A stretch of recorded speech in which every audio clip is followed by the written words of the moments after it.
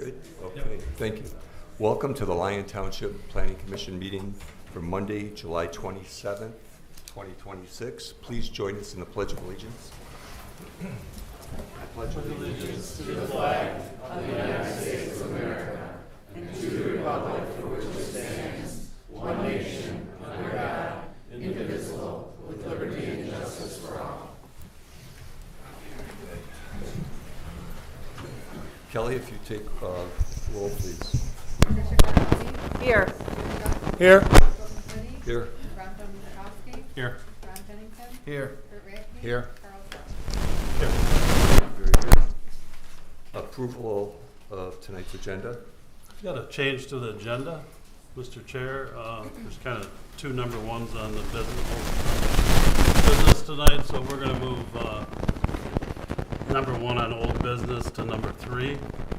And then 1 will be Lion Oak Dog Park and 2 will be the extension of approval. Good. We have a motion support. All those in favor? Aye. Opposed? Very good. Motion carries. Approval of consent agenda, June 8th, 2026 minutes. I've got a change, if I may. Yep. For correction, on line 547, it says that I stated that I recommend denial to the board, but in fairness, they should table it. I never said, but in fairness, I should table it, so it's got to be removed. I said definitely recommend denial to the board. Thank you. And with that, if there's no other change, I make a motion to approve. Support. All those in favor? Aye. Opposed? Okay. All right. Any announcements? Anyone on the commission announcements? No? Okay. All right. Next we have comments from the public. Anyone would like to come up? We ask you keep your comments to approximately 3 minutes. And please be respectful. Please be respectful. These are on non-agenda items. I'm sorry? On non-agenda items, correct? Non-agenda items, yes.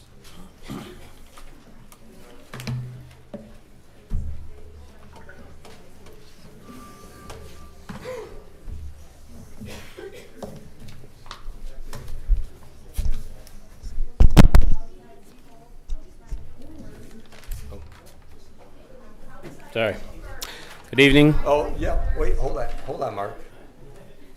We're gonna do the people that are outside waiting, we're gonna have them go first, if they have any comments.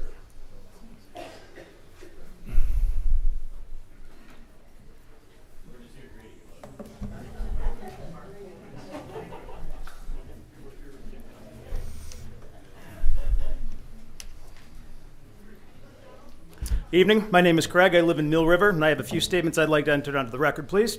Section 33.03L of our zoning ordinance requires every proposed industrial business to submit an industrial activity statement signed under oath before site plan approval. For Project Flex, that statement was signed July 28th, 2025 by Adorno Piccinini of Walbridge. The ordinance itself provides that, quote, any omission of or material misrepresentation as to the information contained herein shall be cause for denial of the application, unquote. I want to bring 2 specific documented deficiencies to this commission's attention tonight. First, Section 33.03L subsection 12 requires disclosure of any citation by a governmental authority for violation of environmental laws within the 5 years before signing, meaning June 2020 through July 2025. In June 2023, Virginia's Department of Environmental Quality issued a formal consent order against Walbridge Aldinger LLC for violating Virginia's Stormwater Management Act at a Microsoft data center construction site in Mecklenburg County, Virginia. A civil fine of $13,891.50 was assessed for failing to install and maintain required erosion controls. This was a signed consent order with a monetary penalty squarely within the 5-year disclosure window. It does not appear anywhere in the industrial activity statement. Second, the industrial activity statement identified a single noise source for this facility, a substation. The engineering record since filed tells a different story. 186 medium voltage transformers, battery storage, cooling, and electrical equipment across 6 equipment yards, roof-mounted chillers, and 6 natural gas generators, all continuous or regular noise sources, yet never disclosed. The township's own noise consultant flagged the omission of these 186 transformers as a fundamental deficiency in the noise study. And in the applicant's own May 27th submission, they told that consultant the transformers were not currently proposed operational equipment, while telling the fire consultant in that same submission that those transformers are fundamental to the building's standard operation. Those two statements cannot both be true. These are 2 of several documented deficiencies in this sworn statement, not the only ones. I'm asking this commission to formally review the industrial activity statement in its entirety under the ordinance's own revocation clause before any further approval moves forward. Finally, I'd like to register my profound disgust and disappointment at learning certain members of this organization participated in a golf outing at which Veris was both present and a sponsor of. Between the recently announced and wholly contemptible $10 million bribe they dangled in front of the board and the fact that they've partnered with an organization that has actively threatened to sue the township, anyone with 2 brain cells to rub together can plainly see how insulting it is to the entire population of Lyon Township that someone who's supposed to represent the town's best interest is chumming it up with the same people who are actively trying to force this monstrosity down our throats. Shame on you.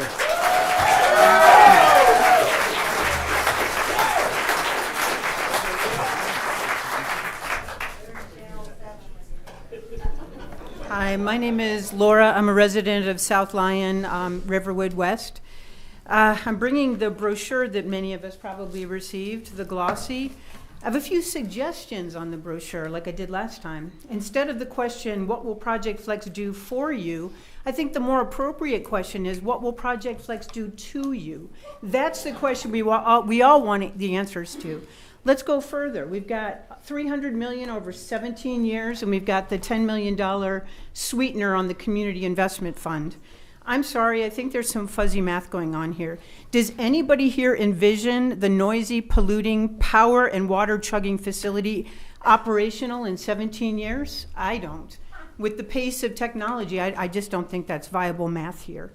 As far as one important note we should all consider is 17 years, yes, but the impact of Flex will be on day 1, right off the bat. And so the math here is not mathing.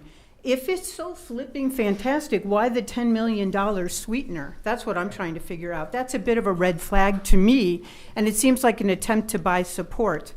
I was going to say, as far as the impacts on day 1, just today there was a story that came out in Virginia about the grid instability to their electric grid tied to data centers. Once again, I implore everybody here to make sure we understand the seen and unforeseen implications of this. Now, as far as this brochure, I have another recommendation, which is maybe we change the project name. Maybe it's not Project Flex, maybe it's Flex U.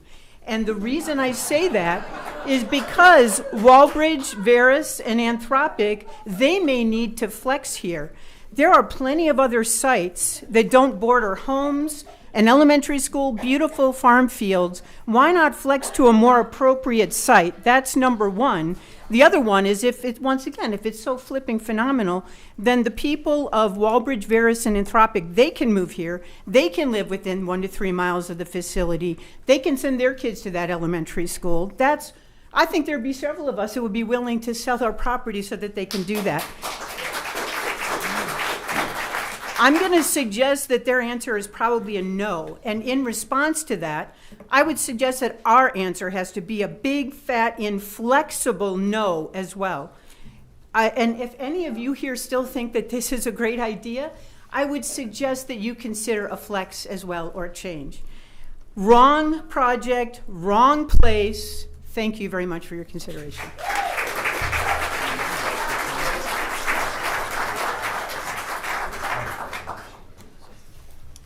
Hi, guys. So I was doing a little research. I decided to dig into AI myself, and according to our Lord and Savior AI, I live across the street from Coyote in Mill River, and there's approximately, according to AI, 300 homes, condos, etc. I went back to our Lord and Savior AI and asked them what it costs people living a half mile to a mile from a data center on their home values. And according to AI, it will cost us anywhere between 5% on the low end and 18% on the high end. So I didn't need, I'm a math teacher, so I didn't need AI for the math. I did the math on my own. But on the low end, all 300 homeowners, it'll cost them approximately $26,000 at the very low end in their home values, just having this monstrosity right around the corner. On the high end of that 18%, it's going to cost $94,000, $95,000 per home on home value. So overall, if you do the math, 300 homeowners times 26,000, you get to about $7.8 million. It's going to cost just my neighborhood in home values. Pretty close to that $10 million Verus is willing to slide our way, wouldn't you say? And on the high end of this thing, it's going to cost my neighborhood, my friends, it's going to cost them approximately $28 million in home values. Triple the $10 million bribe that they decided to throw your way. Plus property taxes go down. We're just trying to figure out what the benefit is. Who is this benefiting? Who is this for? At the gateway of Lyon Township and New Hudson, we're building up, right? I bought this house in 2019 and my value was, I bought it at $465. It's up around, probably at a high like $650. There's homes in my neighborhood, $650, $675, $700. That's pretty good. We're doing things well around here already. I'm not sure why we think we need something like this and how that's going to benefit your constituents, how it's going to benefit the people. This is just my neighborhood. There's a lot more homes besides our 300 in a mile radius of this prison that you're trying to, it'll be visible from everywhere. At the entry point to the place that we love, these people are here. They don't want to move. They also don't want to see it every day, and they don't want 6 years of construction. And they're working their butts off to make sure this doesn't happen. And we sure hope you guys are too. Because if you aren't, you're crushing us. You're crushing our values. And everything that you're doing, you're hurting these people. You're hurting me. You're hurting my family. Okay? So I just ask you to keep that in mind when you do this. Okay? Have a good day.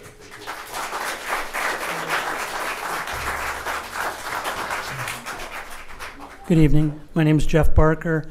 I've lived in South Lyon, New Hudson since 2006. I'm also echoing some of the comments about the Project Flex or the data center.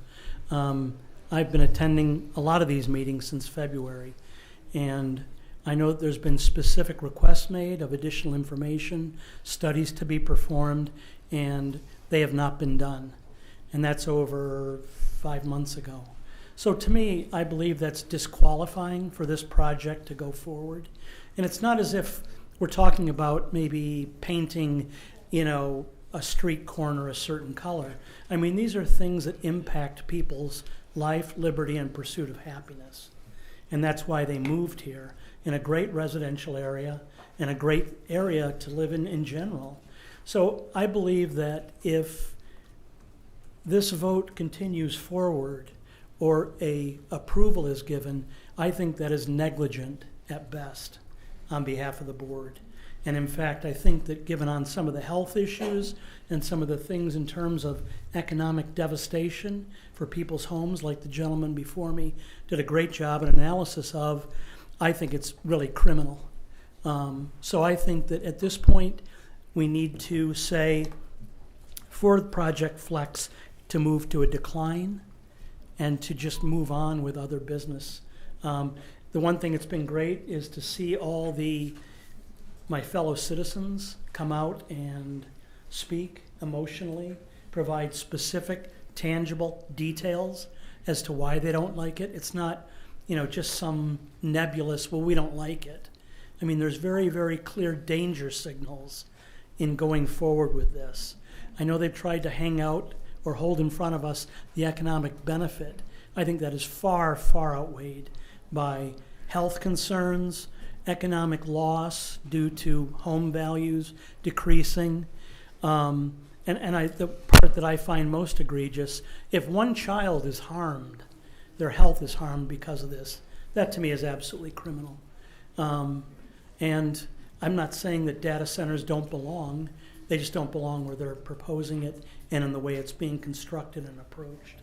So at this point, I would implore everybody to please bring this to a close and to vote to decline the authority to perform this or generate or to build this data center. Thank you. Thank you. Hi guys, Jim. There's three things I want to talk about. You guys received my email like a week ago regarding infrasound. And this infrasound is that low frequency noise below 20 hertz that isn't captured in our current ordinances, and they're not measured. There's no ordinances that are going to protect the people in this township from that type of noise. And it's not captured in the sound studies that Kimley Horn's providing. I actually would challenge Kimley Horn, look into it. See what kind of infrasound is going to be created from this data center. My guess is they probably don't want to look into that. The second thing I want to talk about is the ambient noise study that was performed and we received via FOIA. The quietest condition, which was at 2 or 3 in the morning, you're looking at the mid to low 30 decibel range. And with the sound studies we've received, they're in the mid to high 40s. And when you have a 10 decibel difference between your quietest source and your greatest noise source, it doesn't just slightly increase it, it dominates the area. So that means that at 2 in the morning, it's going to be 45. That's the ambient noise condition. That's what's going to happen. The third and final thing I want to mention was members of the Planning Commission attending a golf outing and posing with Veris is unacceptable. It's unacceptable. I mean, we're here trying to conduct business and you guys want to have the look of independency and you're having a good time on Facebook. I mean, come on. Really? So that's all I've got to say. Thank you.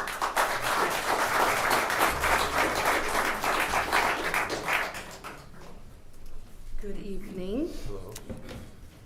My name is Miranda, and I work in cybersecurity.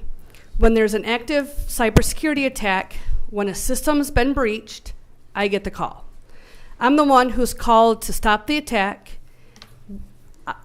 I'm on a team of incident responders who actually secure networks. We collect logs and the data, perform forensics. We work to stop the attack once it's been done. I've seen it on the first lines, what can happen from adversary countries. You know those letters and notices that you all get in the mail saying your personal information's been compromised? A lot of that traces back to foreign adversaries, countries like China and Russia, who are working every single day to steal Americans' data and use it against us. Here's the truth from somebody who does the job every day. Our country faces hundreds of thousands of cyber attacks every single day. Every day. The real danger isn't the data center built on American soil. The real danger is the data that's sitting overseas in the hands of countries that don't answer to our laws and don't have our interests at heart. You can look it up yourself. China's national intelligence law requires every organization and citizen there to cooperate with state intelligence work. That's not a rumor. That's their actual law. Any company operating there can be legally compelled to hand over data on demand. No court fight, no appeal, nothing. They have to hand it over.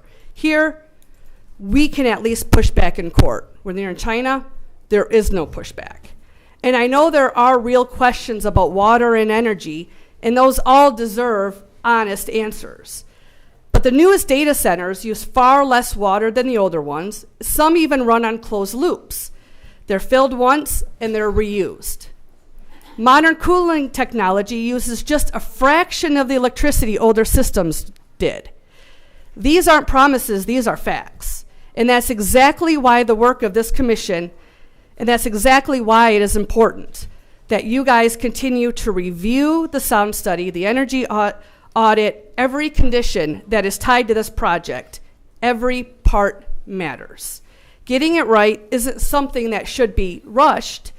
Holding this to that standard is how we make sure it's done, but done responsibly, not just quickly. We can't stop being a target. We can decide whether we're an easy one, but building here is how we make that choice. Thank you for the care you've put into this process and from hearing from all of us tonight. Thank you.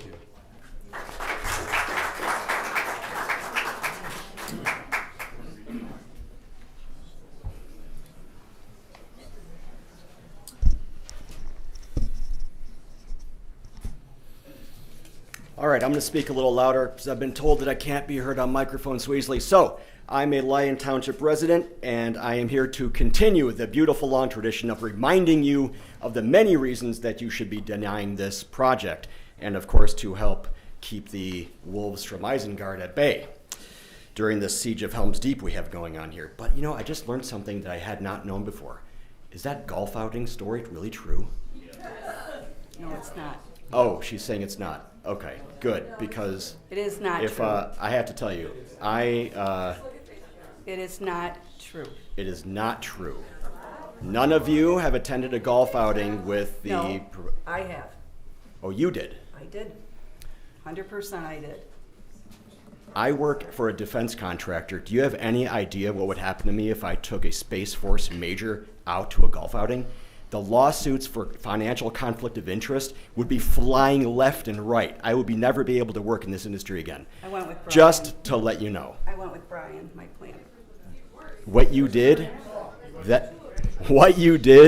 was a flagrant violation of business ethics. Flagrant. Okay, let's get on to the other issues. Okay, to remind you, I have 2 minutes. On May 4th, the Township Board voted 6-0. I'll repeat that again, 6-0 to deny Walbridge's temporary easement and the Permanent Water Resource Commission easement for the New Hudson Road bypass and the future drain bypass, finding them, quote, not currently in the best interest of the township. According to Section 15 of Lyon Township's engineering design standards, it says, all necessary off-site easements must be executed and submitted before final site plan approval. Okay. Now, unless the applicant presents complete, independently reviewed drainage alternatives that do not rely on those denied easements, final approval cannot be made. That is just reading the ordinance in its plain language. Next, Section 5.04 allows conditional approval for minor modifications only. A non-compliant plan or one requiring extensive revision shall be denied. Let me read that again. A non-compliant plan or one requiring extensive revision shall be denied. I am asking you tonight to rescind the conditional approval on those grounds. Look, a new drainage plan is not a minor modification. It's not a clerical error. It is a major restructuring. On those grounds alone, the conditional approval should be rescinded. And I will end with the, you've heard this a million times, but the noise study, there is no adequate ambient baseline. The gentleman with the Ford shirt already said that. There is insufficient modeling information. And the engineer said, and I quote, whatever study has been done so far should not be relied upon for approval without a substantial revision that is fully documented. Thank you very much.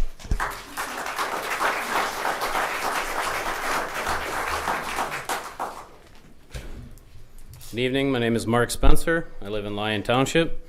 In September of 2025, McKenna Associates, this township's own reviewing planner, classified Project Flex's 6 equipment yards as accessory structures under Article 18 of our zoning ordinance.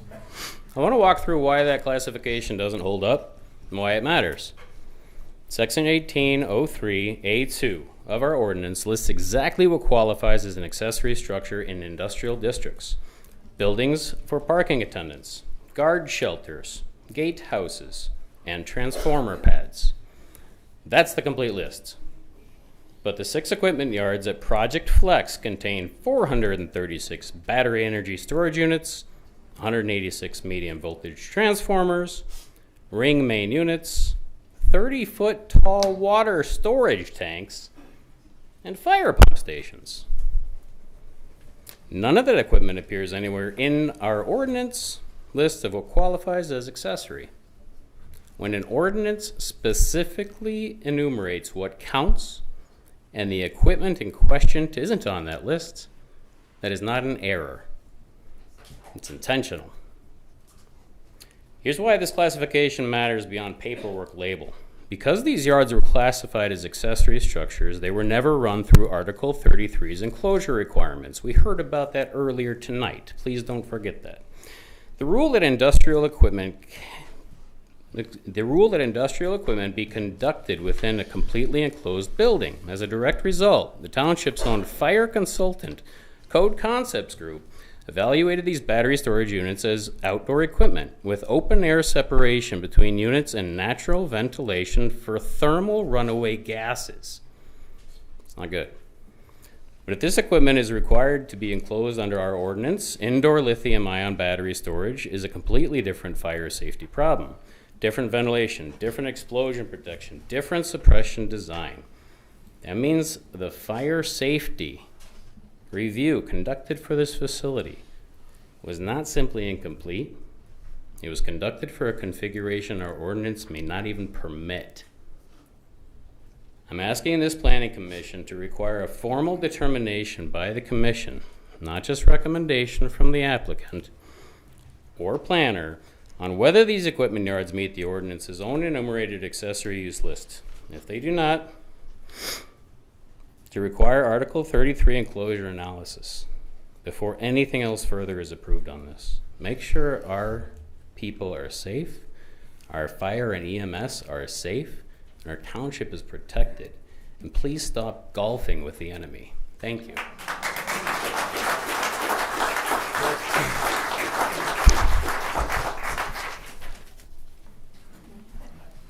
Good evening. My name is Larry. I'm going to be very direct about what happened on June 6th.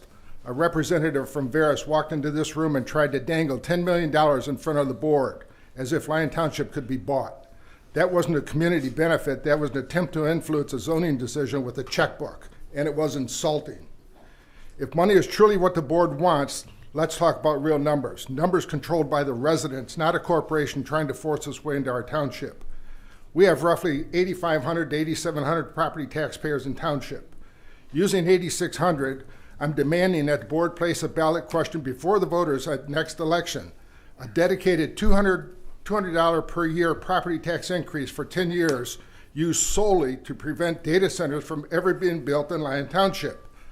That generates $1.72 million per year, or $17.2 million over 10 years. That's $7.2 million more than Veris offered. In other words, the residents of Lyon Township can outbid the developer without sacrificing our land, peace, or our future. And if Veris tries to escalate their offer to $20 million, the math still favors the community. A $250 annual increase would generate $21.5 million over 10 years. Again, the number is $1.5 million more. So stop pretending that this township is financially strapped or dependent on a developer's payout. We are not. The residents can raise more money than Veris offered, and we can do it without handling our township data center project that nobody asked for or wants, and purchase the land from Walbridge and build a public park. The message needs to be crystal clear. Lyon Township is not for sale, not for $10 million, not for $20 million, not for any amount. Our zoning decision should be based on what protects the community, not on who shows up with the biggest checkbook. I'm asking this board to give the people of Lyon Township a chance to vote on this. Let the residents decide whether they want long-term protection or whether we want to surrender our future to a developer. In addition, on June 6th, the same Veris representative stated on public record that no generator permits had been applied for, and that the proposed hyperscale data center would solely rely on battery backup systems. As someone with 4 decades of professional experience in data center operations, infrastructure reliability, and contingency planning, I must emphasize that the assertion is technically unsound and inconsistent with established industry practice. Battery backup systems, whether traditional UPS units or modern lithium batteries, are designed for short-term duration, not long-term power. The purpose is to keep critical systems online long enough for a backup generator power source to activate. According to Uptime Institute, the global authority on data center reliability, battery backup systems typically provide between 5 to 15 minutes of runtime for backup under a full load, depending on its configuration. Hyperscale facilities like Project Flex using advanced battery technologies will not exceed this range in real-world operation. Generator permits will be applied for a later date, guaranteed. Also, if Verus wants to be a good neighbor, which they have not shown, they need to stop misleading the township board and commissions and find another state for their data center. Just say no. Just say no. Just say no. Just say no.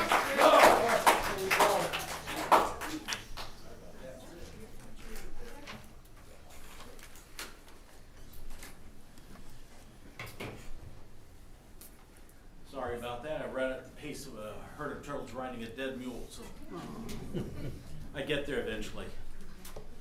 I think I want to take a little different tact on this because the word saboteur comes from a French word, sabot, which were the wooden shoes worn by the French peasants and the Belgian peasants. And they actually, the reason they called them saboteurs is because they would throw their wooden shoes into the mechanisms of the factories that were spinning threads that were actually manufacturing clothes, because it was taking jobs away from the peasants that were doing this in a home industry, hence the word saboteur. Well, in some respects, we have some of that that's actually happening now. I understand in some of the research I've done that a major portion of the financing of the opposition to data centers is coming from the Chinese Party, Communist Party. So if that is true, and I think it is, because they realize they are falling behind in the AI race, and they realize these data centers cause a problem for them because we are actually catching up with them and gaining ground on them. So the data centers are important, but there's also issues with not only how those centers are built and the technology that goes behind them, but let's not throw the baby out with the bathwater. These data centers are going to be critical to the future of America. And it's our enemies that recognize that and are financing much of the opposition. Now, the good people behind me believe in this opposition. They realize what's happening here. But they're technical issues. They're not looking at the fundamentals of what would replace a data center in this location, or what would replace the data centers that are around us. You could get into because it's classified as light industrial, if I remember right, light industrial manufacturing. I've worked in manufacturing plants. The problems you have that they're talking about would be overwhelmed by what would happen if you put a major manufacturing plant into that area. You put a welding plant in, they're going to have the power issues, the water issues, the cooling tower issues. Those are all going to be replete. There are technical answers to this, so let's do that and keep our country moving forward with the technology that is tomorrow's technology. With that, I'll leave you. Thank you.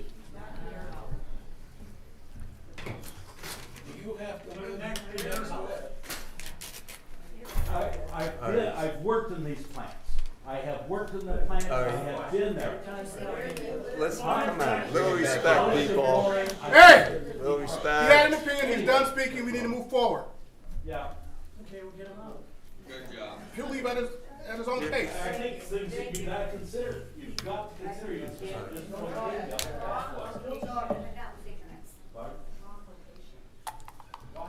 All right, please. You get your chance to speak.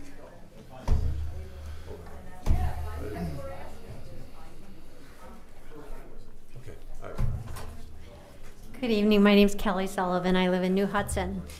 After attending township meetings for the past 7 months and digging into all the information that's shared in meeting packets, I've gotten a little glimpse about workings of our township. The large land use ordinance that we're going to be talking about later today is a good starting point to address what I think is an even larger concern. When is the Township Planning Commission and the Board of Trustees going to realign all of our zoning with the master plan, regardless of the size of the development? Every meeting, we hear details of new plan developments, but I hear no discussion about how continued development will tax our water, our power, our roads, and our school districts. I would suggest a yield sign be instituted until our township leadership gets a handle on this. We need leadership at all levels, both elected and appointed, who are anticipating reasonable growth moving forward. We've learned the hard way about what happens when we're reacting after the fact. The citizens of Lyon Township are watching, and we're going to keep showing up at meetings. Thank you. Thank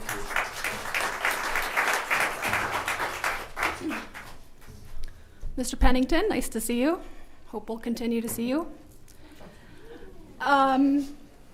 I moved back to Michigan about 3 years ago. Grew up here, left, worked in state and national politics for almost 20 years, over 20 years. And I left. I left politics because I was sickened by the lack of integrity, the lack of glad handing, the lack of, I need this, it makes me more powerful or more popular, or I just want to do it this way, so I'm going to do it regardless of what the people that I'm supposed to represent think. It's a nasty business. So when I moved back to this area, and I find out that Ferris, with lots of help from Walbridge, wants to put a data center in the middle of a residential community practically next to an elementary school, made me think, what's going on here? I understand why you, as members of the Planning Commission, haven't returned emails. You're worried about a lawsuit, and I'm sure you were advised not to, and I get that. You shouldn't just be worried about what Ferris and Walbridge are going to do. If you violate this township's ordinances for something that's going to look better or maybe help you out more or help your neighbors out more, that's against the law. And this community, we have already spent thousands of dollars in FOIA requests, and we will happily continue to do so. I want to make that very clear. I also want to make very clear to Adorno. We've heard whispers, my friend. Okay, let's address. Okay. I've heard whispers about what a certain member of the DDA has talked to or offered, including paid field trips, to go see a data center in Ohio. That is an ethical issue. The Attorney General is the one that investigates ethical issues. Something is not right here. Where there is smoke, there is usually fire. The fact that DTE is so very invested in this. The fact that a company who has never built a data center wants to make this community their guinea pig, there's something there. So why hasn't this township, and why hasn't elected officials of this township bothered to reply to hundreds, if not thousands, of citizens' emails, requests? That's a problem. And to me, it looks a lot like the reason I got out of the business I used to work in. So while Ferris and Walbridge and their well-tailored attorneys and people are here, want to throw out $10 million, that's fine. But this community, we are watching. So I'm putting you on notice. We are watching what is happening with a magnifying glass. And if there is one misstep, we have no problem calling the Attorney General's office, making an ethics complaint, filing a criminal complaint, and we will gladly do so. And this community will come together to make that happen.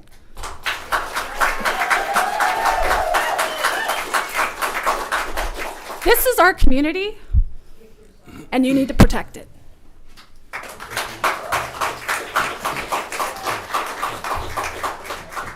Good evening. Justin Robinson with the Detroit Regional Partnership. We're the Regional Economic Development Agency for the Detroit area. I've been here before to speak before this group. Just want to, again, come before this group, including the community, and continue to offer our support in answering open questions that are out there. You know, in fact, it was our team that invited township leaders and officials to go down to see one of these data centers firsthand, so you can understand how they look, how they operate, the impact on communities, how other communities are managing those things. And so I'm up here today continue to offer support to really get to the bottom of the reality of these things and address questions in a fair and reasonable manner.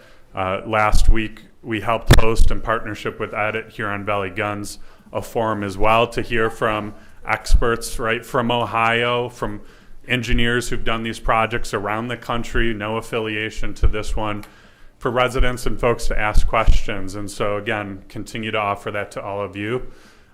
This site specifically, you know, has been industrial, as you all know, for a long time. Our group has been supporting Wallbridge in investing in this site and attracting industrial projects for the last decade. You know, along the way, we've heard that the drain concern on that site was a big issue. It was impacting the ability to address traffic with the ring road. You know, that was something our team also invested in. We brought $120,000 forward of our own funding to fund Atwell to do that study, so the community didn't need to. So again, just offering our support to address questions that may be before you all, including for residents. So thank you. Thank you. Why didn't you go to Duwashi?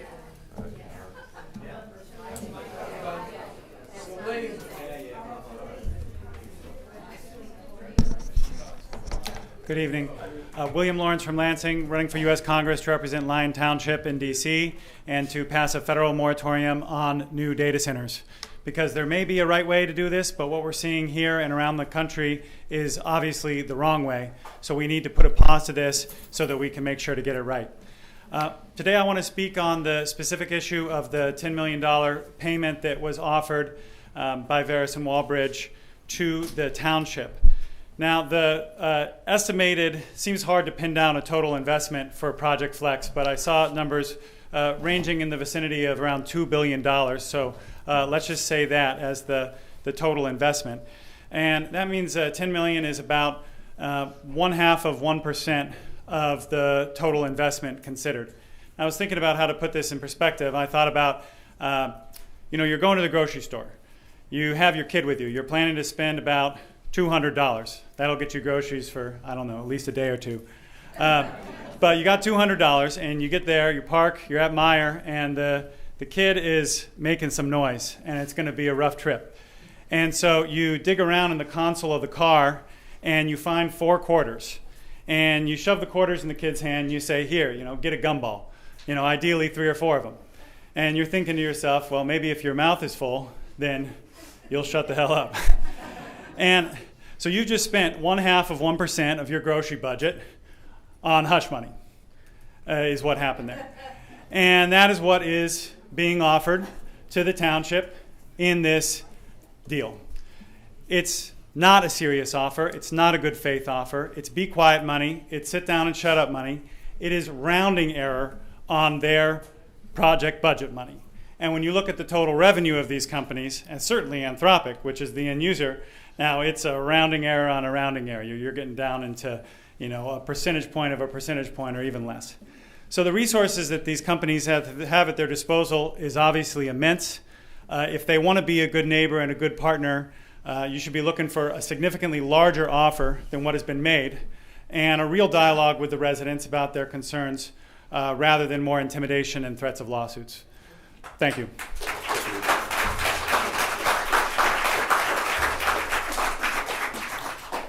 Marshall Clubo. Serve as the director of Michigan Solar Communities with the Great Lakes Renewable Energy Association.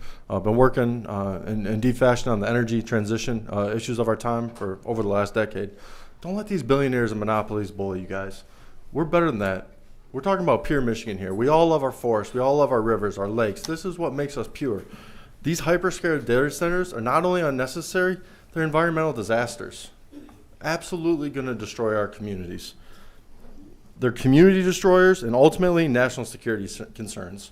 Are we really going to usher in the grandstanding of a surveillance state? From my research on these data centers, what I'm understanding is that the 24/7, 365 nature of them is really to serve a 24/7, 365 camera on every corner, to give us parking tickets, to surveil. I mean, look at China's surveillance system where they literally have resident scores on, if you cross the street, well, you're deducted a point there. That's not America. That's not freedom. So I'm going to run through a list of concerns that I have with data centers. I've been spending way too much time studying these monstrosities. So a CBA, Community Benefit Agreement, that's a defined and legally binding protection. This $10 million is not that. That is a simple cost of doing business. It's pennies on the dollar for this company. This is hush money. The closed loop disposal, the glycol systems, these are dangerous. The groundwater would be much worse, but we don't really know what these glycol systems are. Just to bring them online, they need to be flushed several times over. We're talking millions of gallons of water that's been contaminated with glycol, which is a poison. We don't have any requirements in the state of Michigan on the disposal of this glycol. We're really going to trust monopoly companies to take care of this. I urge you not. And if you say, well, they're going to drive it far away, well, spills happen. And ultimately, we're all in a watershed. We're in the Great Lakes Basin. It's all connected, quite literally. The backup generators are pretty horrifying. The noise concerns, the pollutants, the underestimated on these costs is just astronomical. The numbers aren't adding up on what is really being proposed here. I don't think any of us really can comprehend the powering of hundreds of thousands of homes in a 180-acre parcel. It's just not adding up. Animal and wildlife studies, we need to know how this is going to affect animal and wildlife, migration patterns, reproduction. We're seeing Insectagon where hundreds of thousands of insect breeds are dying, and this is, this will expedite that. Look at Dowagiac. This is the first class action lawsuit in the nation. That's only a 30 megawatts data center. This is 17 and a half times bigger. 525 megawatts. We're talking about 1,800 to 3,500 acres of solar. This is just, this is crazy. 12% of DTE's load after just approving 25%. Just say no. Thank you.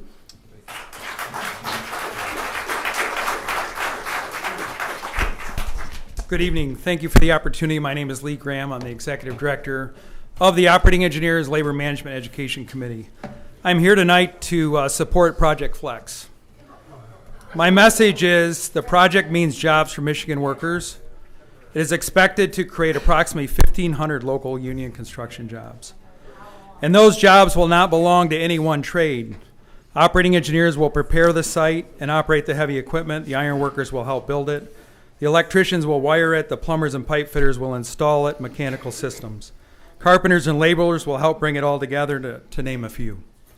These are skilled professionals, and they have trained for this work. They live here, they raise their families here, and they are ready to go to work here. Many of those workers will be apprentices. They will be learning alongside experienced journey worker level.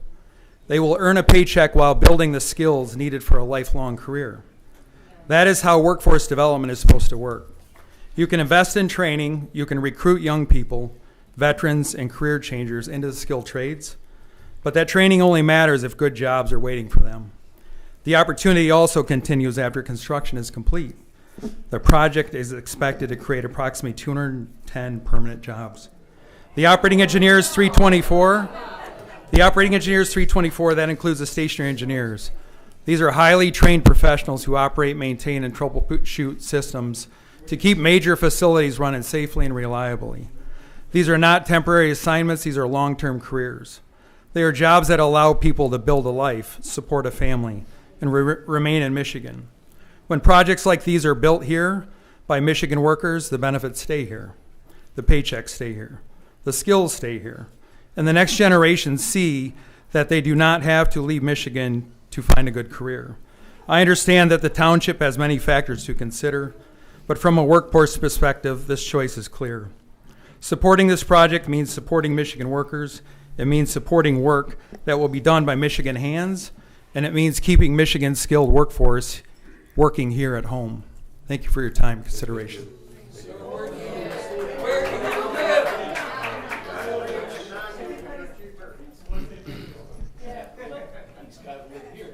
Hello. Wait a minute. Are you done? Thank you. Go. My name is Karen Sandell, and not only am I a resident of Lyon Township, but I've also worked in the environmental field for over 30 years. I've come to many of these meetings and listened to other residents speak and felt that I should also speak because I have many concerns about this. Oh, sorry. I'm also very short, so.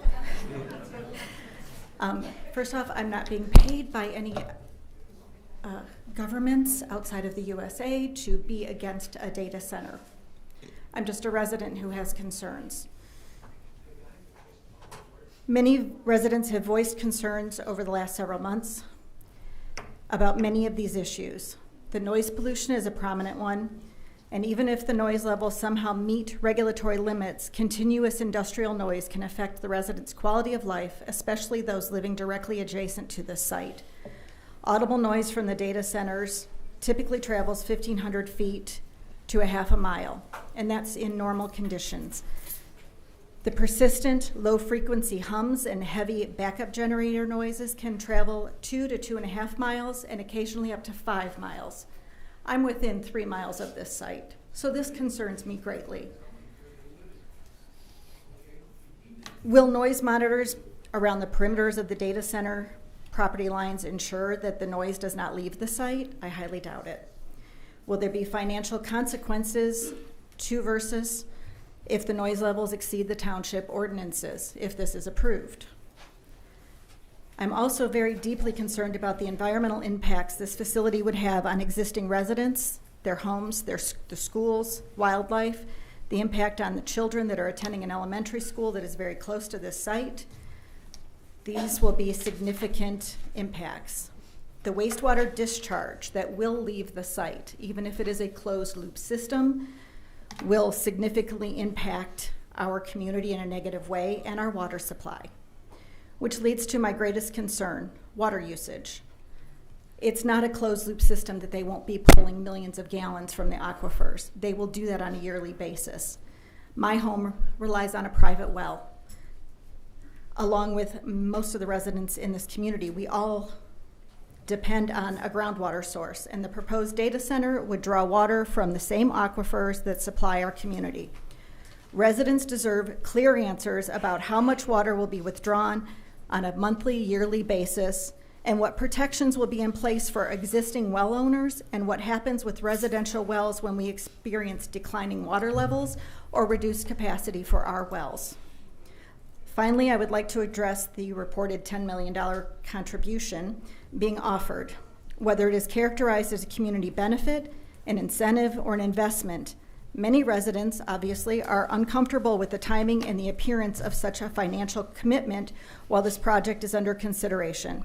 At a minimum, the public deserves complete transparency regarding any NDAs that are signed or financial agreements that are made with these companies.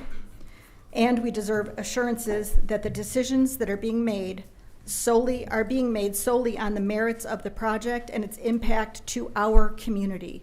This is our community. We live here. The economic development is important, but it must be balanced against protecting our homes, our children, our environment, and our water supply. I respectfully urge the Planning Commission to put the best interests of the residents first. Thank you very much for your time.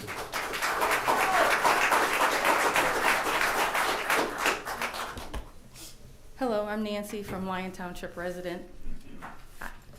I am part of the recall team for the Board of Trustees. And last week I was approached from one of your board members to why are we doing this. So I'm going to give you the reason on why I am doing it. Okay. John Dolan, Patricia Carcone, Michelle Cash all knew about the data center in June of last year. They didn't tell anybody, they didn't tell us. They tried to sneak it in the door as far as I'm concerned. No transparency. Do we trust the board? No. Do we trust this board? No. So we have a right to our feelings back here.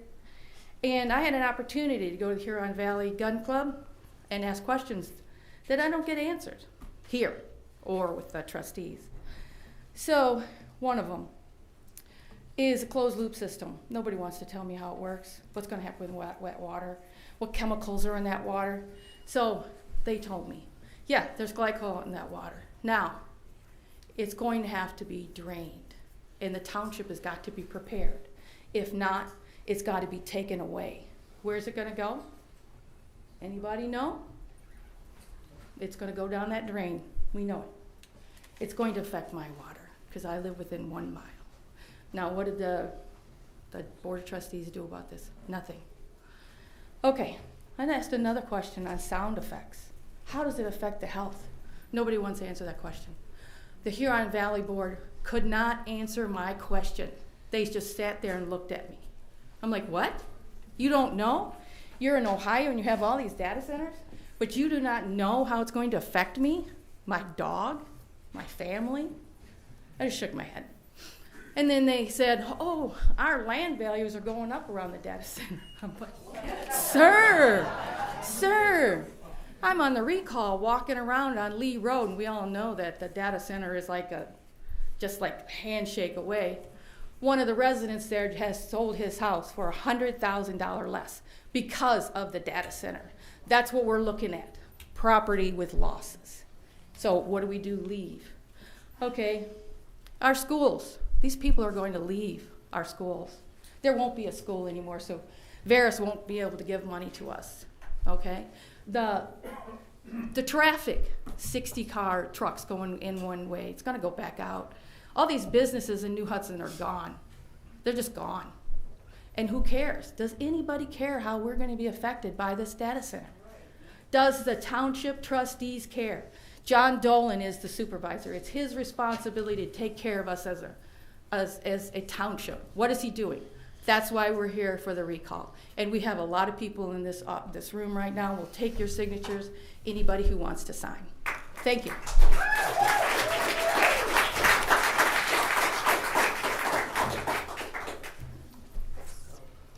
Wow, a lot of information. You can refer to I as Mike. I'm an American national. If you don't know what that means, let me put it in terms you understand. We the people are the supreme authority under the Constitution, making we the people the employers, and all public functionaries, like all of you, the employees. You work for the people of which I am a part, making me one of your superior employers. The word charter means corporation. At the beginning of this meeting, you all stood up and pledged an oath to the republic, not democracy, republic. If you don't know what that means, you need to resign. Now, the Constitution has life and power, Downs v. Bidwell, 1901. And as such, all public functionaries are mandated to act de jure at all times. Norton v. Shelby County, 118 U.S. 425 of 1886. Now, I'm hearing a lot of stuff here. $10 million, trips, those are called bribes. And I bring this attention, this is all in notice, by the way. You are all on notice. Because I was here before, associates of mine have been here before, we put you on notice. And I'm putting the sheriff's deputies that are here in this room right now on notice that there has been an admittance of possible bribery that has taken place, and it is your job to investigate. Failure to do so is misprision of treason. You're on notice. As far as the environmental impacts, let's put this in perspective. Any harm that comes to any of your citizens, you're liable. 100%. What is a crime? There have to be 3 elements of a crime. 1, someone has to be physically injured. 2, property damage. 3, deprivation of rights. If any one of those exists, that's a crime. If you usurp your authority, you have no immunity. What does that mean? Well, according to Norton v. Shelby County and Ex parte Young, means you are held civilly liable for you in your personal capacity, and that includes your spouses. All your assets become tangible in federal court, not state court. State courts are a joke. There's not one man or woman claiming to be a judge that wears a black satanic robe that has a proper oath of office pursuant to Article 11, Section 1 of the Michigan Constitution. They are in noncompliance with 5 U.S.C. 3331 and 28 U.S.C. 453 as it pertains to oaths of office. None of them have an anti-bribery statement on file. None of them have a foreign agent registration statement on file. And pursuant to Article 6, Section 19 of the Michigan Constitution, they do not have a license to practice law because it doesn't exist. That's according to the U.S. Supreme Court, Arms v. Sims. So if you're taking advice from your attorneys, you might want to ask one more question. Where does their first obligation lie? Corpus Juris Secundum, Volume 7, Section 4 stipulates that all bar attorneys' first obligation is to the court, not the client. Doesn't matter how much you pay them, their obligation is to the court. So you might want to really consider your positions here. Are you committing a crime? Are you causing harm? If you are, you're in trouble. Now, as an American national, my oath is to the state. I don't live in this community. Time's up. I have no ties to this community other than I do business in the communities all over the state. So, am I concerned about what goes on here? You bet. You need to listen to these people. They put you here. You are to listen to them. They're your employers. And if you cause a harm, I will not have any reservation but to help them. Now, the last meeting, I will. I also brought a remedy. I asked and presented to this board at no cost to you my services to help you conduct yourselves in a Republican form of manner. Nobody called, nobody emailed me. So that means that you agree that you are going to do so. Failure to do so means I will take you personally to federal court for violating. I yield.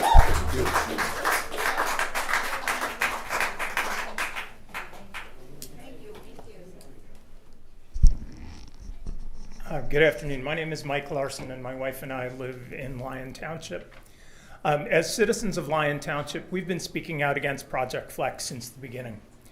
In the months since the dreadful informational meeting in January, the groups behind Project Flex, including Veris and Wallbridge, and their silent partners, have continually demonstrated that they are not cooperative with the township, that they rely on coercion and deep pockets to move this project forward, and that they will not be good neighbors and good corporate citizens now or in the future. They have been deceptive, evasive, threatening, and non-transparent in their dealings with the township and the citizens of Lyon Township. They have given the appearance of trying to buy the loyalties of our neighbors in exchange for the green light to proceed. If you haven't seen this flyer, and I know it was referenced earlier, that came in the mail this past week, it's really something. As one example, they say it's quiet and safe operating with battery storage systems without a diesel backup. But there is not one data center in the United States that relies on this technology. It does not exist. And that doesn't begin to address the safety concerns with lithium-ion batteries. They talk about a $10 million community investment. First of all, that's chump change from an entity with the kind of resources that they have. Second, it looks like a dangling carrot, and we don't need that kind of support with a lot of strings attached. They've not adequately provided reliable information on the specifics of this project that have been asked of them along the way. They've not answered questions truthfully about energy usage, environmental impact, water usage, noise, discharge of contaminants into the local water table, the effects on school children and neighborhoods close to the site, and so on. This past week, on a beautiful day, there was a random power outage for no reason that impacted my neighborhood. How this project can go forward without a negative impact to our power grid is unbelievable to me. It's time to put this discussion to an end. Look around. It's very clear that the residents are enthusiastically opposed to this project, and the companies have shown that they do not want to follow the rules and be a good citizen and partner. It's time to say no to Project Flex and support the wishes of the people in your community. And just one other side note, for those that have seen this, if you look at who paid for this, it's the South Hill Business Park West group. I don't think it's coincidental that their address is the same as Walbridge.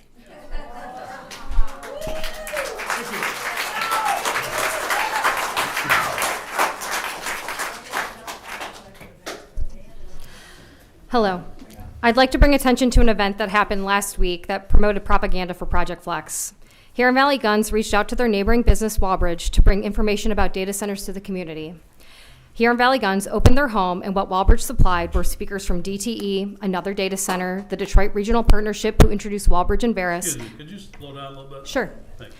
And an engineer who stands to profit from these things being built, spreading falsehoods and misinformation about data centers. The Planning Commission and Leslie herself, I'm sure, would be surprised to hear that the gentleman here from DRP commented during the event that the data center would be on their own aquifer and residents would not be impacted in any way. I wonder where that aquifer will magically come from.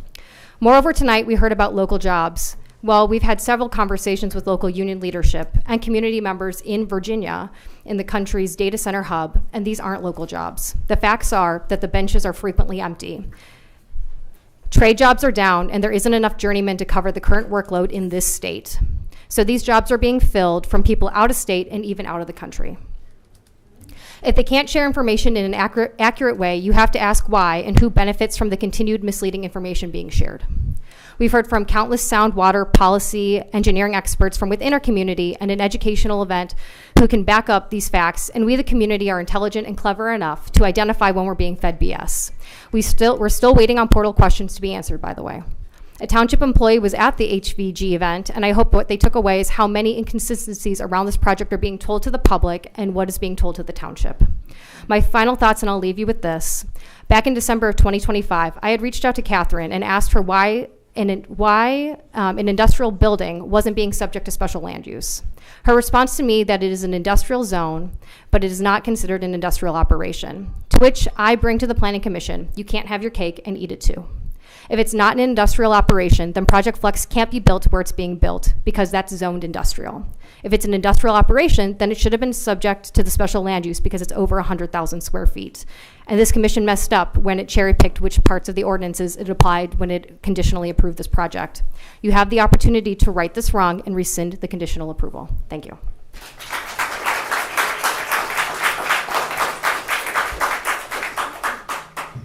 Hello, how you guys doing? My name's Mary. I live in Lyon Township, a half a mile from the proposed data center. I've been here this is my fourth time up here speaking. I don't understand why we're just carrying this out, why it just can't be put to an end, because apparently the information that you guys need, you're not getting. Our senator, that Jim Rumstead, he wants to do a year moratorium on data centers because they're so new. There's so much we don't know, how it's going to impact the community, our health, our children, I mean, everything. And I just don't understand how you could want a data center when you don't know how it's going to affect our community. Money isn't everything. There's a lot more important things than money.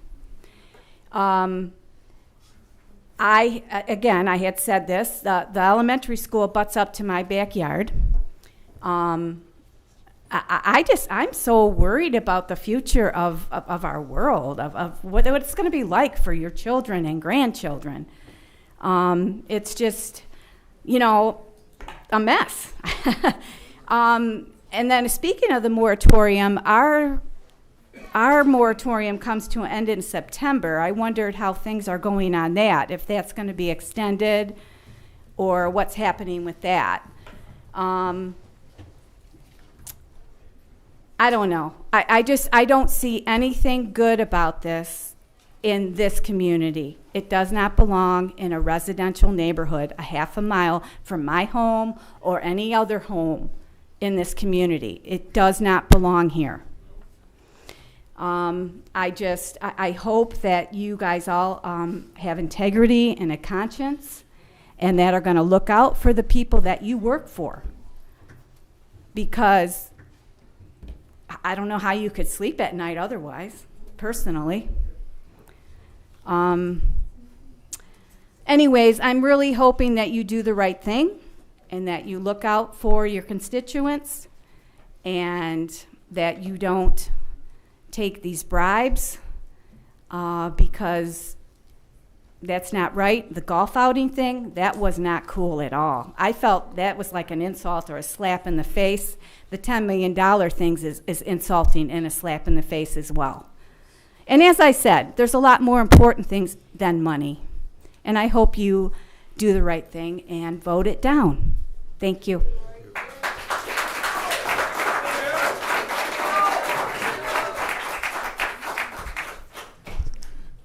Thank you. I'm Jim Martinez. I'm here on behalf of the Detroit Regional Chamber. We're one of the largest chambers of commerce in the country, and we represent employers who employ people in your community. When you look across the Tri-County area, if residents don't work for a chamber member, they have a loved one, a child, a grandchild, an aunt, an uncle, or a cousin who does work for a chamber member. And so we thank you for opening up this forum to comment. I'll start with a story, though, because I hear a lot of economic development thrown out there, and I'm an economic developer. And I grew up in northern Michigan, the 45th parallel, so equal with Gaylord and Traverse City, for those of you who aren't aware of kind of the Sunrise side on the east side. And I had 3 siblings growing up. And I recall in the 80s and 90s the signs in the communities protesting 2-lane highways and infrastructure that we needed to move our community forward. And so I'll just share this. 3 out of 4 of my family had to move, including myself, had to move over 220 miles away from our home to get jobs and opportunity. One of my siblings is up there now. I wish all 4 of us was. And what we saw over the 80s and 90s was the paper mill close, the cement block national headquarters factory get downsized, the Abitibi board factory close. And so I share that just of why I take pride, why I speak at these events in economic development. With my chamber hat back on, businesses need data centers. And so as you're planning moving forward, every business of every size, from the large corporations down to the individual entrepreneurs, so folks in nearly every community in Michigan, need this vital digital infrastructure to compete. Proximity to data centers is critical to creating jobs, drawing investment, and creating communities where our children and grandchildren have opportunities to chase their dreams and reach their full potential. Now, the Chamber does polling with the Glenn Gariff Group statewide, and I'll just offer you this. We're at the very beginning of this conversation. Yes, it's moving fast. There are very valid concerns, and as a member of the Michigan for Responsible Data Center Coalition, we offer you resources from mi4datacenters.org, mi4datacenters.org, that bring together labor, they bring together business, they bring together community groups and environmental groups to have a fact-based conversation about data centers. Thank you very much for your time. I see I'm out of it. Thank you.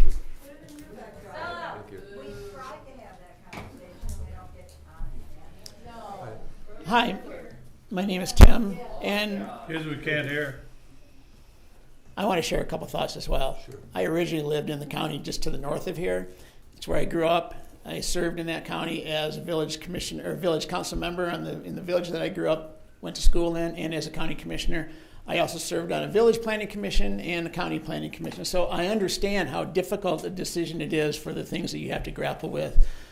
The juxtaposition between what might be seem to be politically expedient versus what a master plan and ordinances would dictate direction for you to take. And I know how frustrating it can be to want to decide one thing, but looking at your master plan, looking at the future land use, looking at ordinances, and having to say, but we have to do this versus what might be the better thing to do. I also have no idea where the best place for data centers to go is, but here's something that I do know.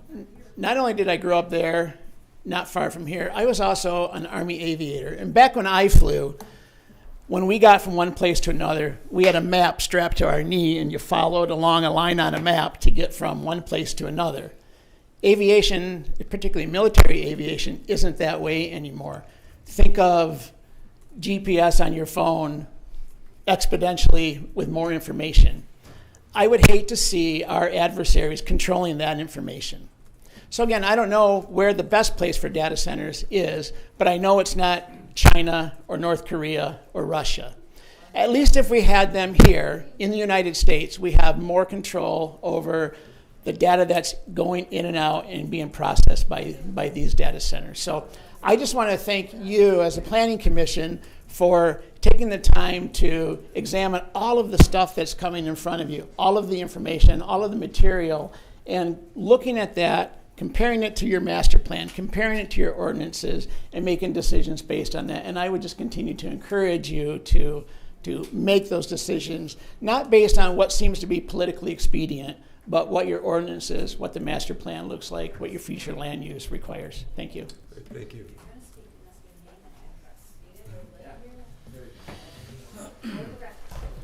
Good evening, Frank Tartaglia, 30-year member of Lyon Township.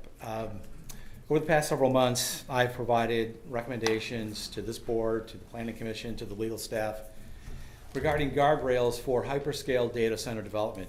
My request is simple. This ordinance must establish enforceable guardrails, not good intentions, not lies, not fertilizer, as stated here. Effective guardrails provide accountability, transparency, measurable standards, and protections that remain in place regardless of future ownership, economic conditions, or changes in corporate priorities. A legally defensible approval requires substantial, competent, and independently verifiable, I'll say that again, independently verifiable, for those that don't understand the word, it's evidence demonstrating that these impacts have been evaluated and effectively mitigated. Before any approval, the administrative record must answer 4 fundamental questions. First, what independent evidence demonstrates that proposed setbacks and buffers adequately protect surrounding neighborhoods? Second, what scientific analysis confirms that groundwater withdrawals will not adversely impact private wells or aquifers? Third, who independently verified the applicant's engineering, environmental, and acoustic sound studies? Fourth, what measurable performance standards will be monitored and enforced throughout the life of the facility? Without independent verification, these remain assumptions, not facts. The importance of enforceable protections is demonstrated by the recent experience in Saline Township. Oracle, who recently retained its 50% approval for 12 years, property tax abatements, recently reduced its community benefit commitment from $14 million to $7 million. The lesson is not about one company. It is that voluntary commitments can change while community impacts remain. Therefore, Lyon Township should rely on enforceable ordinance requirements, not promises, not puffy, not fertilizer, whatever you want to call it. I request that prior to any approval, the Planning Commission, the Township Board, require that the applicant fund township-selected independent reviews of noise, groundwater, stormwater, environmental impacts, and utility infrastructures. These reviews should support detailed findings of fact demonstrated that Project Flex satisfies Lyon Township's obligation to protect public health, safety, and welfare. The residents of Lyon Township deserve decisions that are transparent, evidence-based, enforceable, and legally defendable for generations to come. Thank you.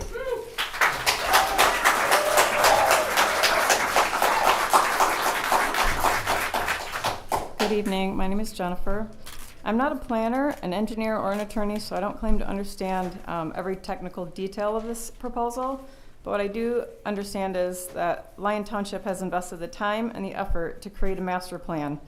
It reflects the vision that residents shared and how the township should grow and develop over time. I simply ask that you continue to use that master plan as your guide. It provides a fair and consistent framework for evaluating projects, regardless of who supports or opposes them. Following that plan helps to ensure that decisions are based on the long-term interests of the community rather than the emotions of the moment.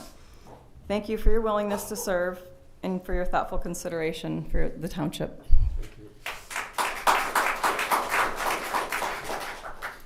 Good evening. My name is Russ, and I am not a resident of Lyons Township. I'm a resident of Jackson County, where I am a township trustee in a township within Jackson County. And I come here today because in the township that I was elected to serve, we're dealing with similar issues. They're different, but similar. And my support here today is planning commissioners just like yourselves, the township board, and the due diligence that you're doing to look out for the community. You're looking at your zoning maps, your ordinances, things like that. This is a very difficult position for all of you to be in, and also the township board. I don't know one of you. I don't know anybody on the Lyons Township board. I do know that I found out they're up against recalls. I get threatened to be recalled all the time just for mentioning that we're going to talk about data center in our zoning designation in the township I represent. We're in a little different situation. We put on a one-year moratorium, and the very next month, a data center developer offered to buy township property for $2.5 million, probably a $3 or $4 billion investment. We were under that moratorium. We were able to, so far, put them off. You guys are in a different situation where you already had the zoning designation. Our moratorium is so that we can create that zoning designation, right? So I think our zoning designation probably will end up on a light industrial similar to here. But what light industrial does in my community is it puts them near the residential areas, where our heavy industrial, like I said, it's a different scenario, is more remote, former closed down factories that we don't employ anymore, people anymore, and things like that. I'm just here to thank you guys for your service. I want to remind everybody, it is illegal for a township to outright deny them. A township has to give a zoning designation or get sued into oblivion for being exclusionary. So please respect these people here that are appointed by the township board and the township board members. I'm just here to offer support and understand where you guys are all trying to deal with. Thank you. Thank you.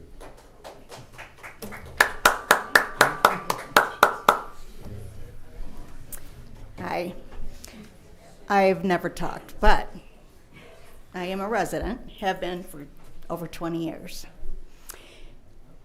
Our home is ground zero of the data center and the proposed warehouse. We are 300 yards away from the data center and 50 feet from your proposed warehouse. I ask that you reconsider. This is what we are going to deal with every day. Because you guys are going to put trucks facing my home. Every day, all night, we're going to hear this. Not to mention everything else that comes with semi-trucks. please reconsider. 50 feet? My grandkids can't even play in my front yard. That whole center, the warehouse, spans my whole yard, front and back. My bedroom is on that line, which means I can't sleep in that room. Can't even sell our house because of this. Thank you.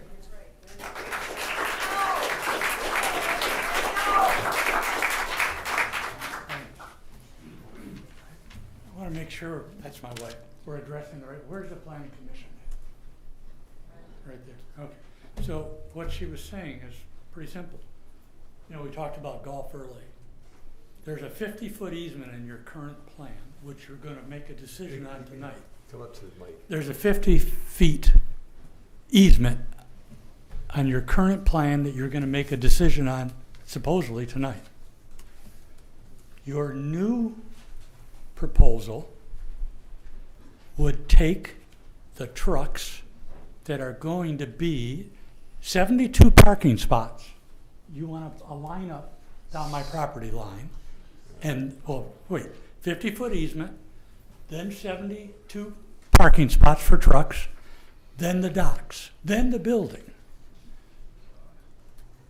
I mean, that's not common sense. Yeah, address us. Okay, sorry.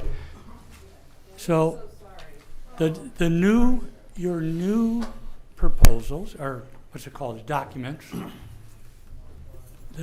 no, not a moratorium. You actually have come up with new directives of what to do, and in there it says that the docks would not face residential.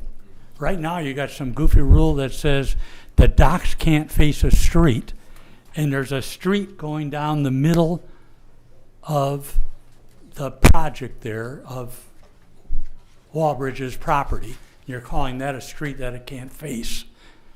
But it can face my house? I mean, it's just common sense not to. So all I'm asking is you turn down tonight their offer to extend their approval and go with your new zoning that you've already written. I've seen parts of it on your website. Go with your new ordinances. There's no reason to go with an ordinance that was 2 years ago, might have made sense, but doesn't make sense today. And it's not just, there's our house, but there's a house right next to us, and our little subdivision there's another 10 houses. We're all going to be affected by that. So, thank you for your consideration. Thank you.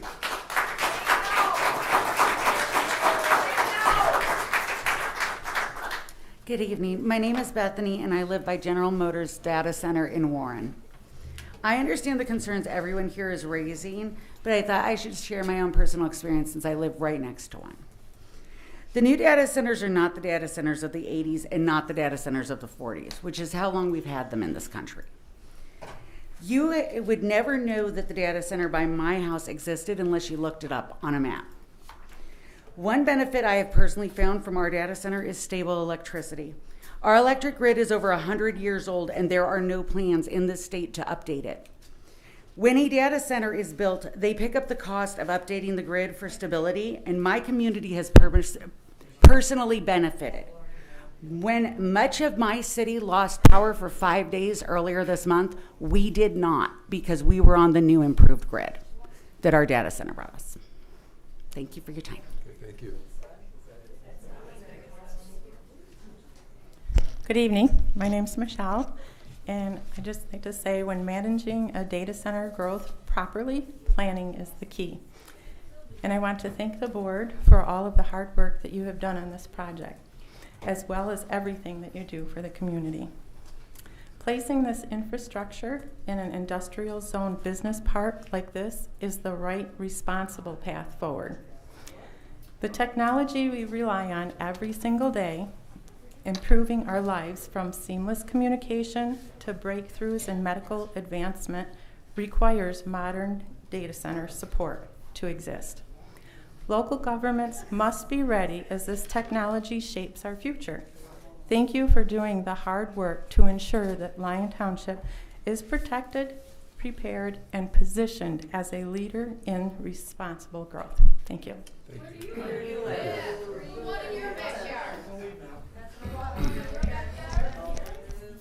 Good evening. My name is Cecil George. I'm running for state senate in District 13, which is Lyon Township. I'm a resident of Lyon Township. This data center is why I actually entered the race and one of the reasons why I stayed. One, I want to give a round of applause to everyone who showed up here tonight and every meeting they've shown up for. Another thing I want to say is Veris clearly can see that they cannot come in our community and do whatever they want. We clearly called their bluff on them filing the lawsuit. And Veris is here tonight. You know, we can see them up front like they always are. So Veris has tried to put these data centers in various of communities across the country. And they've been denied because this technology, like someone has said before, has never been used. And I've said that before up here. But for the guy, you know, the Detroit Chamber of Commerce guy, let's speak some facts. Fact is, they will need generators at some point that will poison the aquifers. Fact is, closed loop systems have not been proven to really do anything. People have went beyond those closed loop systems and drained reservoirs. Those are facts. Fact is, energy rates have went up. For the lady who says she lives next to a data center, she probably does not live next to a hyperscale data center. Like the one in Dowagiac, Michigan, who is planning on building more. And with the sound of one, I'm pretty sure they will not be able to stick to the noise ordinances. That's why you need state representatives that will help you guys put in regulations in place that will force them. So in the $10 million of blood money, that's not enough. We need a real community benefit agreement, something that benefits the community, where money is directed purposely towards, protecting wellheads, where money is directed towards upgrading the infrastructure, where money is directed towards the schools, the police departments, the fire departments, so they can have the right equipment to put out a lithium-ion fire if they try to use those. We want to make sure that there is money put towards the workforce development. This is how we keep our community safe. If we do not do things to protect this community by continuously saying no to the easement, then what do we do going forward? Because these people are going to suffer, and you guys are going to have to face every consequence of that, because they will be here every time, as you can see. You see that Veris doesn't want these problems.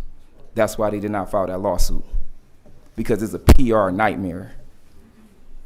So continue to fight with us. We will continue to fight with you. Y'all have a good evening.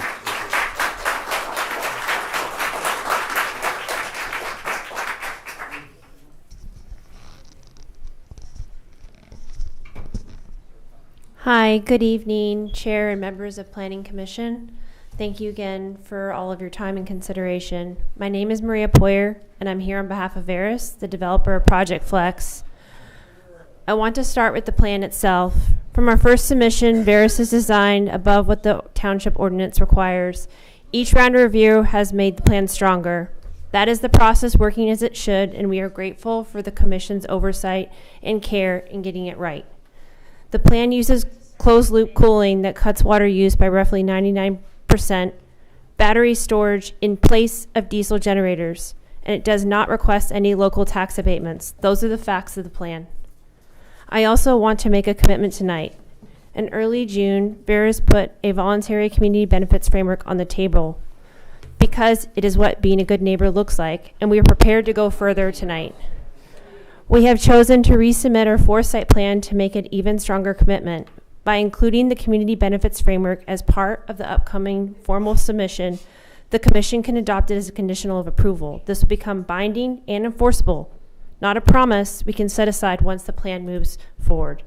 The heart of that commitment is staying. We will form a neighborhood committee with residents, the township, and our team that meets monthly through the permitting process, through construction, so concerns get raised and worked through as we go, not just tonight. We have not asked the township to sign any NDA agreement, and we will not. What we commit to is public, and it will stay public. The framework also builds in real protections. It's shaped by what we have heard directly from neighbors, including permanent noise monitoring. It includes roughly $10 million in community investment directed at local workforce, training, education, infrastructure, and environment. Our education, whose funds are flexible and locally directed, available for capital needs, debt reduction, and workforce training. Every dollar comes without a single local tax break. Verus is one of 6 companies to sign the Michigan Affordability and Responsible Growth Pledge, a commitment that developers covers the full cost of their own energy, own water, own infrastructure, so that burden never shifts into any of the residents.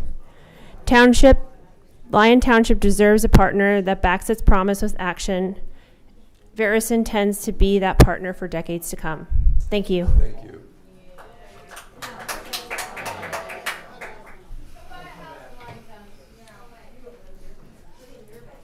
Hi, my name is Larry, and I came here this evening to listen and learn, and I thank you for giving me the opportunity to do that.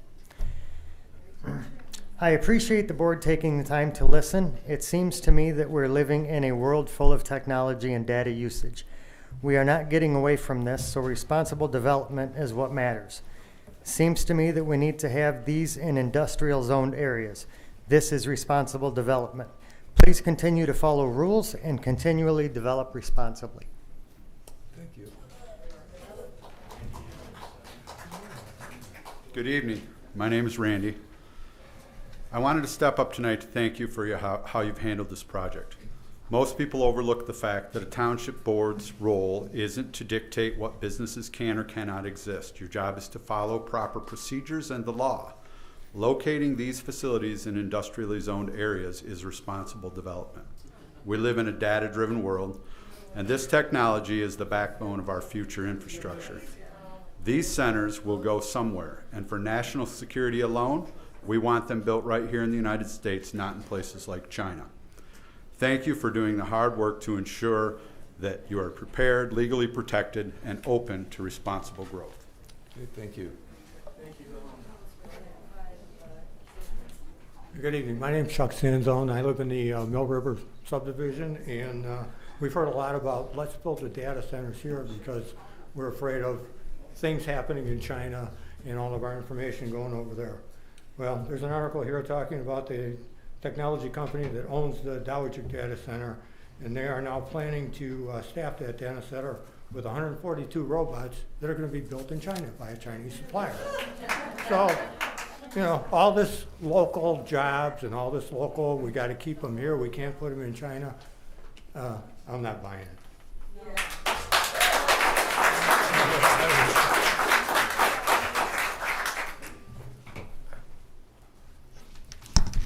I'm just waiting for the time to update.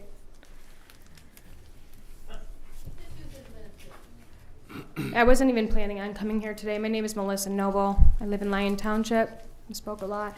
I was going to take a break tonight, eat dinner with my family. I had a few things that I had to do.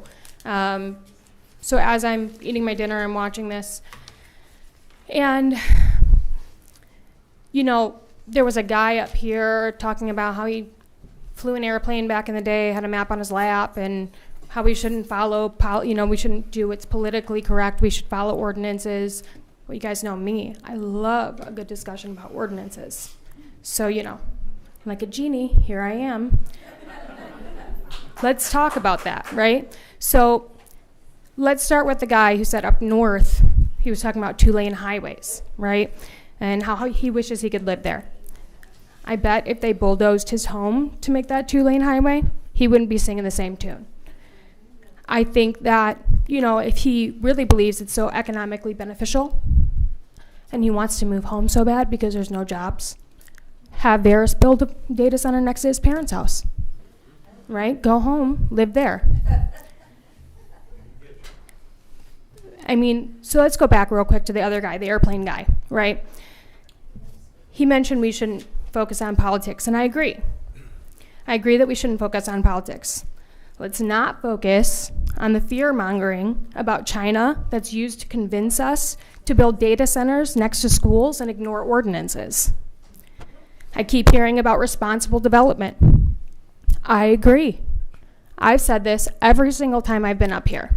Every single time. We are not asking you to deny development.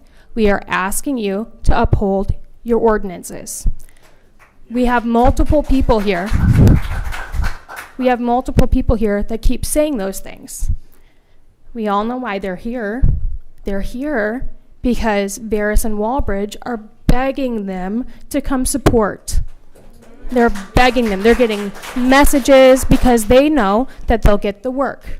They'll get the work if they get the job. But they don't seem to have actually looked into anything and realized that they're not meeting the ordinances, and that's why 3 independent reviews on the last cycle recommended that you deny this application, because they're not meeting the ordinances. So thank you so much for coming up here and asking us to please meet the ordinances. I agree.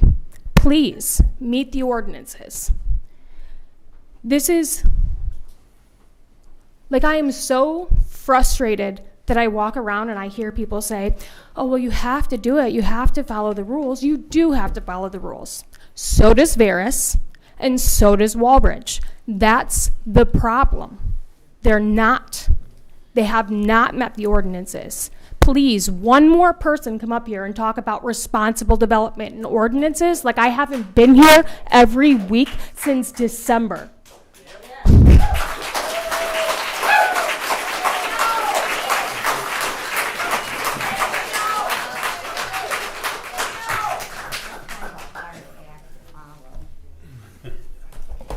Okay, you probably know that I have spoke to a couple thousand people over the past month and a half, and I've learned a lot. And it wasn't like I had to twist any of their arms, especially after the golf outing and the most recent, again, flyer.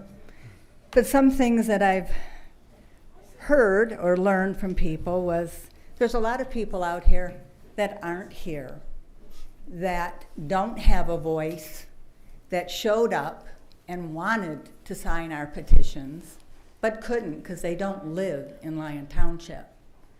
There's a huge development 1 mile away from us called Del Webb. They are not in the township, but they will be on our water and within 1 mile of the data center. And they have no voice. They don't get to speak and object and beg for you not to do this. There's also, didn't know this, half the kids in Dolson School don't live in Lyon Township. They live in Novi. Their parents don't have a say in this. They come and they want to sign. They would love to sign, but we can't. I can't. Green Oaks, Wixom, Novi, South Lyon have all showed up begging to let us sign, but we can't let them. It's not just this 30 people, and it's not just Lyon Township that you are affecting. You are affecting our water. Our aquifer is not ours alone. It supplies a lot more people than just us. So when you screw with it, you're screwing with a lot more people than just what comes here or watches YouTube. And while I'm talking about that, if you're on Facebook, I recommend you all have your water tested now. And I think you should all record your backyard noises in the middle of the night and during the day, because when the lawsuits start, they can't say that your water was already tainted, because you have a test that you can show them, and you have proof on your phone that in the middle of the night at 4:30 in the morning, there's not a frickin' sound outside my house. But Now, I can have 40, Aaron, what is it, 40 decibels are going to be allowed to be outside my bedroom window, where now there's no sound. So get your decibel meters now. I'm sure Amazon will ship them to you at no charge. You want to take a field trip? Why don't we all get a field trip? The person that's giving the field trip, how many buses does he have? We'll be all happy to drive past Dewajniak and several other data centers that are fighting to go hear one that might be in the right spot and not in the middle of a residential area. I don't care if it's zoned right. This is not the place for this. It is not the right place. It's not the best thing that could have happened to Lyon Township. It's not. The money is nothing when you destroy our livelihood. I don't. When the citizens of this city had to come here and point out all the ordinances, all the tests, all the things that should have been done by you before you even assigned this.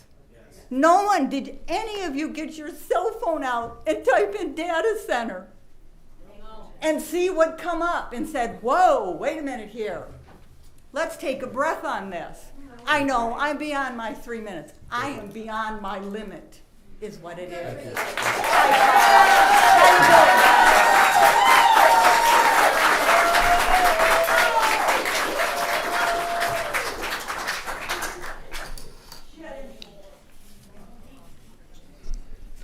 Hello, my name is Kevin, and I just want to take a moment to step back and take a look at the facts. The land for this project has been zoned for industrial development since the 1950s. Make no mistake, this property will be developed. It's a prime master plan industrial corridor. If it's not a data center, the alternative isn't a pristine park. It's a high traffic distribution hub, manufacturing plant, or even a foundry. Compared to those options, a data center brings zero semi-truck traffic and zero smokestacks.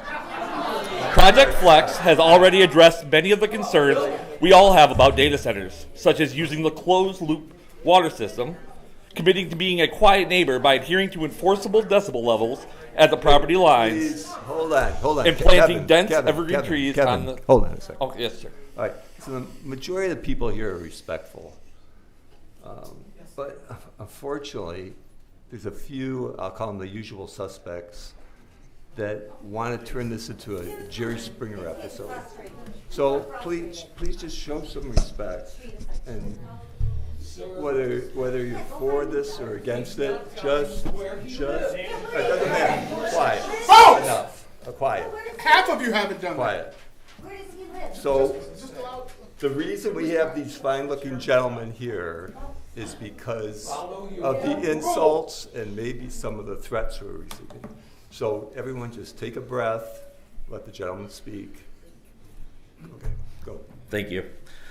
Anyway, Project Flex has already addressed many of the concerns that we all have about data centers, such as using the closed-loop water system, committing to being a quiet neighbor, by adhering to enforceable decibel levels at the property lines, and planting dense evergreen trees on the perimeters, keeping the facility out of sight and out of mind. State law is already in place to protect residents and small businesses from subsidizing data center energy costs and the infrastructure to serve them. The bottom line is if Lyon Township turns down $44 million in local tax revenue, a neighboring town will take a similar project and we'll all end up sharing the same electrical grid, regional electrical grid. But without the $44 million, we're sharing that grid, but we don't have the money to pave the local roads, fund local schools, or lower local tax burdens. If we keep our focus simple and hold this developer strictly to every environmental standard, noise limit, and contractual promise, this project is a massive long-term win for Lyon Township. Thank you.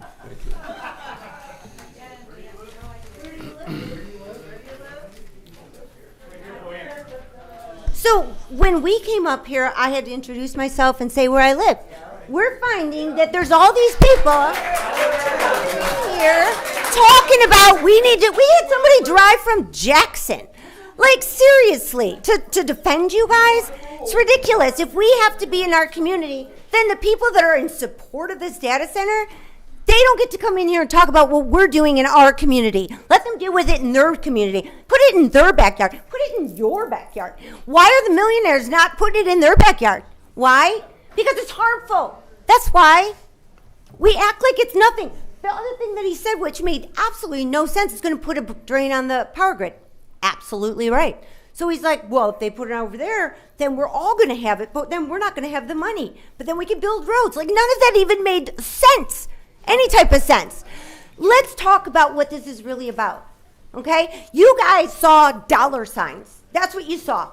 You didn't investigate. You didn't do your due diligence. You didn't do any of that. You just signed along the dotted line and signed away all of it for us. We supported you guys. We wanted you guys to do the right thing when you're sitting in those seats for our community. Right now, you're doing nothing to help our community. Your community is outraged over what is happening right now. We're not talking about, oh, it'll be okay, we're going to put up trees for the sound. They have already doing sound studies. They have found there is such a low hum that it affects hearing loss. You're going to put it by children. We don't know what this is going to look like. What about the glycol that we talked about? Do you know that it causes cancer, brain cancer, cardiovascular problems, renal disease? Do we know what that's going to look like for our future? Do we even care? Because you know, at the end of the day, the dollars don't matter. Our health matters, our quality of life matters, our children matter, our homes matter, our communities matter. And you stripped us away from all of that. So we're asking you to vote no on this. We don't need this in our community. They want to take it somewhere else, and the guy that was up north with his 2-lane highway, and with her, take it up north. Why are we comparing a data center to a 2-lane highway? That is not detrimental to the environment. What is happening right now is very dangerous. And to just sit back and say, oh, it'll be fine. And no. Listen, I've been in medicine a very, very long time. And what we do see is in the moment we think things will be great. And then all of a sudden, like look at Ozempic, for example. All of a sudden, years later, we're like, ooh, it's causing this. We got that. That's what's going to happen. And by then, it's going to be too late. Because there's going to be a lot of lawsuits when people start getting sick. People start getting cancer. Do you even care? Do you guys live by these data centers? Because if you did, you wouldn't want it either. So all we're asking is to say no. Let these millionaires, billionaires take their business somewhere else. Put it in their own backyards. Put it somewhere where it's not going to infect people and our homes and our value of our homes. We invested time and money for our homes, and you're going to take that away? Because I don't think any one of you would take a loss on your home. You would be okay with a $100,000 loss. But you're okay with us doing it. Yeah. Not okay. We say vote no. You want to have a lawsuit? You want to go to court? We will start a GoFundMe. We will raise our own money and get our own lawyers. We don't need this in our town. Say no.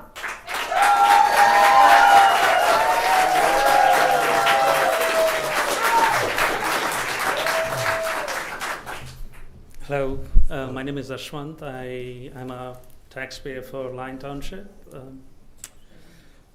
This whole conversation, I see there's a lot of hidden mistrust between the citizens here and people of the Planning Commission, which I really don't appreciate. I think you guys need to really come up to citizens and talk to them and clear all the questions that they have.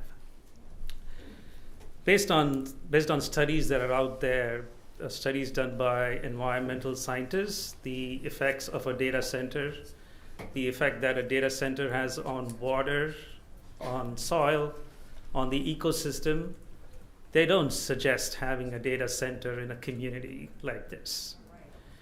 Have you guys done that reading yourself? What are your thoughts on that? Have you got with the citizens, talked to them about it? And I think that is what you should do if you think this is something that is good for the community. People have come here and talked about they're living in the vicinity of the data center, and how it affects their property prices. And this is a real pain. You guys need to understand that this is a lot of pain for somebody to lose value on their property. With all this inflation around us, how are we going to manage I know the electricity prices are going to go up. I don't know if you guys really care about it. And I don't get that impression. Unless you guys do something about it and come talk to citizens about it, my vote is that this data center should not be put up in this community. Thank you.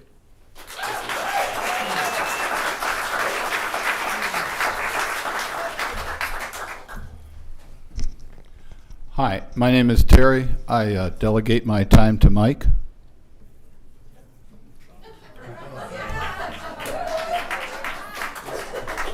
Hello again. I did have one other point I wanted to raise and bring to your attention. Green Oak Township. Along US 23 and Lee Road, there was a industry there called Thermal Fill. And they had a chemical spill. The chemical spill was never cleaned up. As a matter of fact, it took out the wells at Saxony and Wilmore subdivisions. The plume is currently going under 23 towards Island Lake. Green Oak Township has no intention of cleaning it up, and the state of Michigan has no intention of cleaning it up. Thermal Fill went out of business. So who's responsible? Who's liable? From this moment forward, again, you are on notice. The township, the county, the officers, you're on notice. Any harm comes, that is a crime. If the elements of a crime exist, that is a crime. You're expected to do what is your oath demands you to do. You're under oath. I accept your oath. Therefore, you must act. So these people don't want this thing here. There's no guarantees. If this company wants to do a conditional acceptance under oath and state that they will take on all responsibility and liability personally in the event anything happens, then I'd like to see that. I haven't seen it. So they are on the hook as well as you. And don't think you're not, because I will hold you accountable. These data centers, where does the flock camera info go to? Oh yeah, those data centers. I want everybody to pay real close attention because I only got a minute left. I have a biometric trust. What does that mean? My biometrics are owned by a trust. Any violation, the trust comes after whoever violates it at $1 million for each occurrence. Do you understand what that means? If you don't, I'll be happy to meet with you. I'll be happy to discuss it with you, and I can lay the whole scenario out for you because you don't want me coming after you.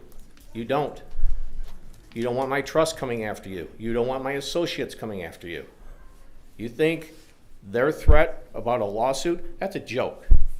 And if they're trying to threaten you into a contract, that's called contractual duress. No contract under duress is enforceable in any court of law. Law enforcement should be paying attention. You've had a lot of information here. You should be investigating. So, I'm willing to help you guys.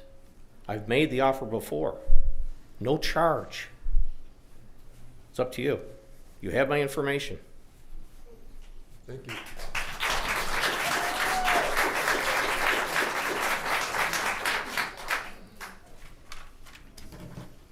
Hello, my name is Vanessa Torres. I live in South Lyon. I grew up in El Paso, Texas, a community that is currently waging its own battle against giant data centers from Meta that wants to put them there to waste a ton of water in the desert, because El Paso is really well known for that. Point being, been really making it hard for me to be a good little cog in the wheel of corporate America lately. Like a lot of folks who showed up today, apparently in support of the data center, because potentially their jobs are on the line or because they feel like it's good job growth. Mine might potentially be on the line too, and honestly, maybe that's the price. I don't really love the idea of being of making my money off of, I don't know, being a corporate stooge. And I feel like a lot of the folks who are involved in constructing these data centers maybe don't see that picture. They see themselves as building something for the community or building something for America. And don't see themselves as being corporate stooges. But that's what they are. That's what they are when other corporate stooges, VPs of certain corporations that are like, that's like middle management guys. I know we've vilified a lot of people, but like you've got corporate VPs and then senior VPs and then all sorts of folks, right? We're still just reporting to bosses and making our money and trying to live our lives. But at some point you have to decide where your morals and ethics come in. And so everybody who showed up today because union boss or somebody dangled a, hey, if you don't do this, we're not going to give you that contract or whatever that supposedly happened, you have to decide what you're going to stand for, what you're going to tell your kids you did, what you're going to tell your grandkids that you stood up for. And if you're comfortable taking a salary home or taking some wages home to screw a community of other people out of their livelihood, well, then that's on your conscience. But you all are appointed by an elected board, and we get to be your conscience. To everybody else, this is a long haul. This is a marathon. I love that this is July, the end of July, of a meeting that got rescheduled because somebody else decided that they didn't want to be on the agenda after all, even though they threatened us. And everybody is still here and showing up. And I want to applaud the community for showing up again. We're 6 months, 7 months in. We might be here another year and a half. Stay vigilant, stay active, take a break when you need it. Don't turn your eyes off of this. You guys are the reason that these conversations are happening. You're the reason that the news coverage is happening. And you're all giving us the reason to be able to make sure that other communities are ready to fight this. So I appreciate at least the community residents that have come out, and I hope that we will keep coming out and showing folks that we are not going away. Thank you.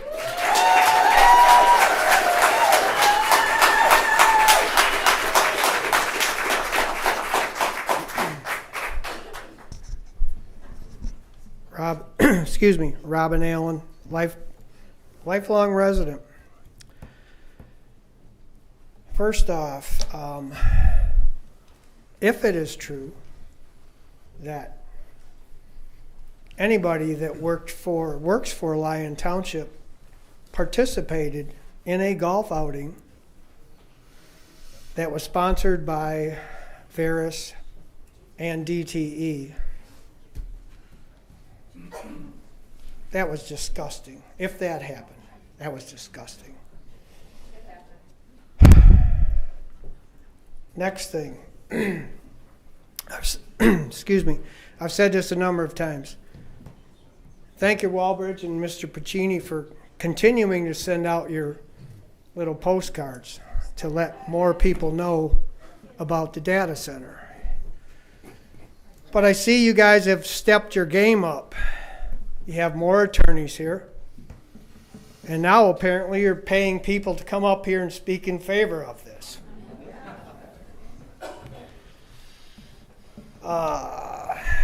Next.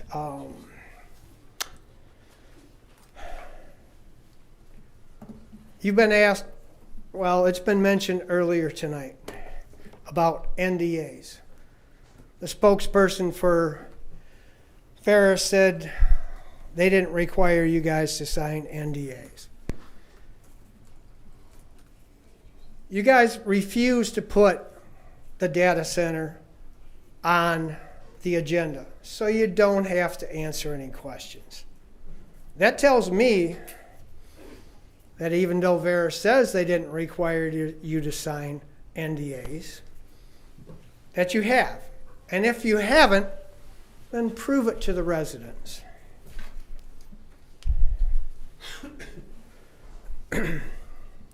Veris agreed to meet conditions to get conditional approval from you guys. And unfortunately, you guys didn't do your homework because you'd approved this in one meeting. But anyways, they have not met those conditions. Enough kicking the can down the road. You need to give them a simple yes or no. Hopefully it'll be no. And if Veris and Walbridge want to sue, let's go to court. Put it in front of a judge. We will win.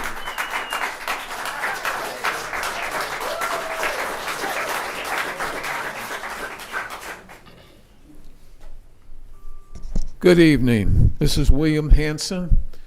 I live at 29360 Rodecker Court, New Hudson, Michigan. I've lived in this area for 41 years.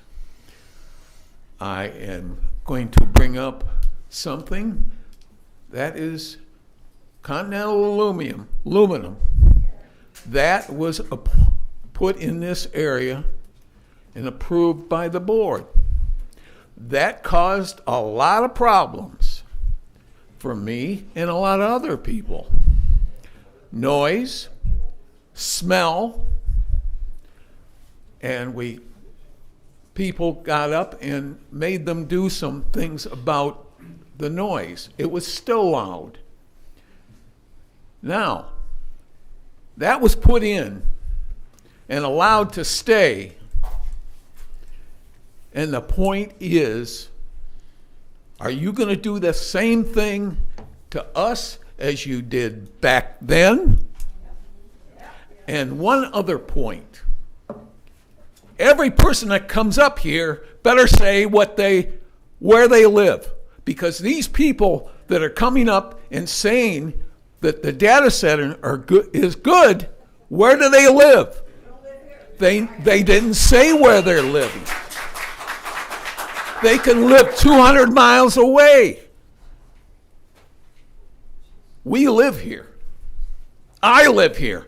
I have about 3 or 4 years left in my life because I have cancer. I don't want to live in this area with a noise and smell.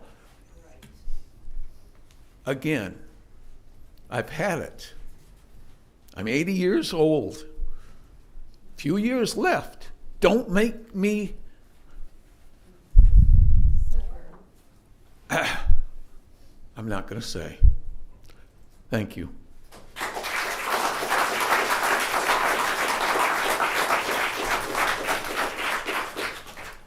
Hi, good evening. Mike Casey. Here speaking as a resident. Live in Lyon Township, right over off Coyote Court. First, I want to say I don't envy any of you being in the position you're in. Unelected officials who are appointed and having to make very large decisions that impact a large amount of people. Making large decisions that impact a large amount of people, and I don't envy the position you're in as unelected officials who are appointed. I completely empathize with that. I heavily believe in respectful discourse. I may not agree with everybody who comes up here.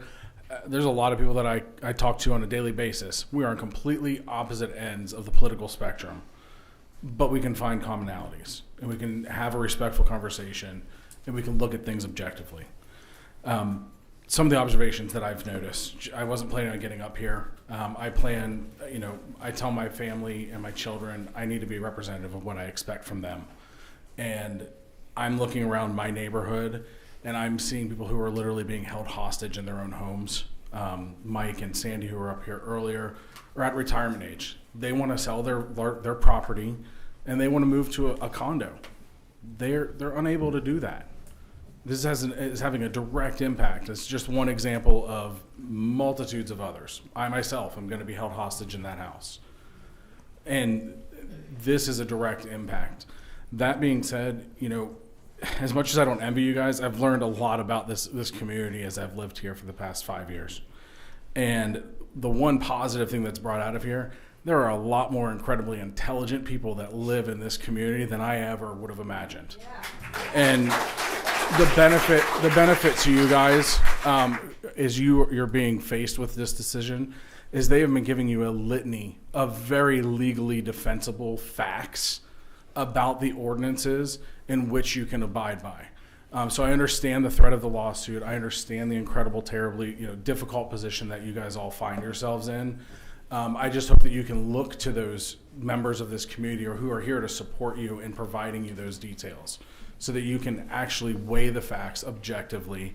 And if this is such an objectively positive thing, then I would expect instead of just a random $10 million fund, let's put some hard lines to every one of those objections. Let's have escalating penalties for anything that works out of line from what's being listed.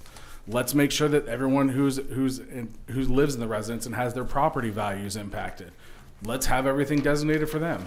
Let's make sure that we're protecting our kids at the schools. Like if it's such an objectively good thing that we're being told, then we should have some very objective facts and penalties to back those things up. Again, I'm almost out of time here, but I do respect, you guys have been making a lot of strides in looking at things objectively. I've noticed that we've had the recent commercial development across the street. You were looking at that from an impact on the residents. So I do see things turning. I do see you moving things in the right direction. I just ask that you continue that trend and lean on the community who's here to support you. Thank you. Appreciate it.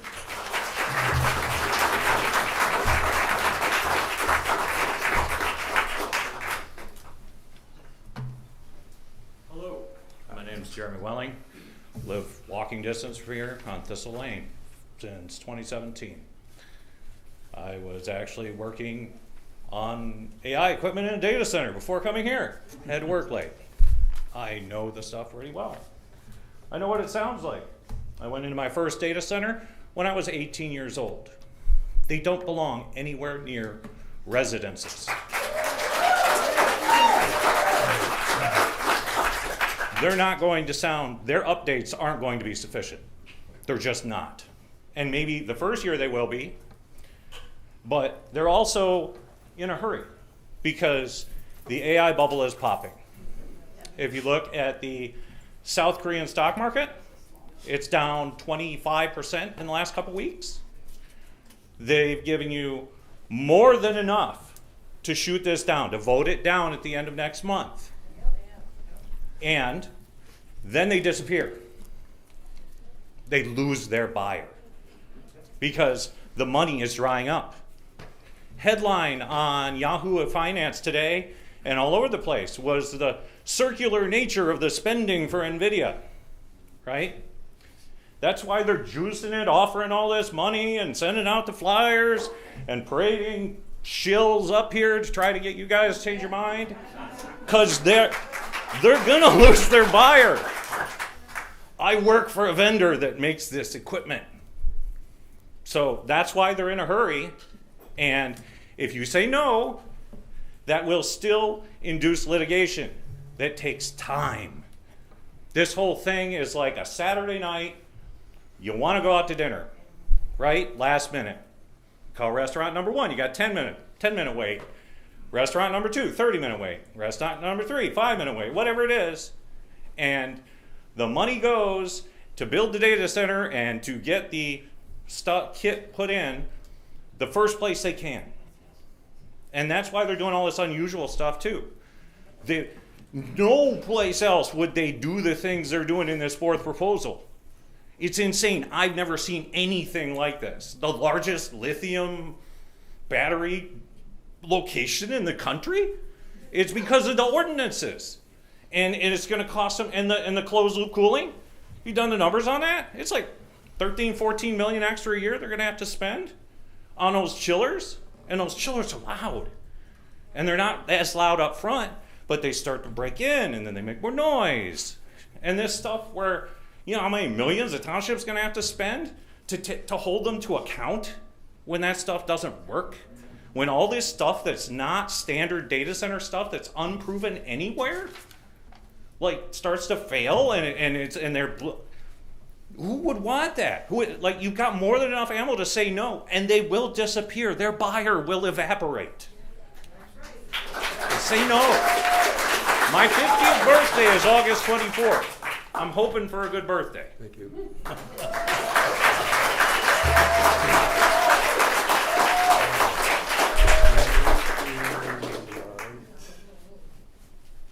Up.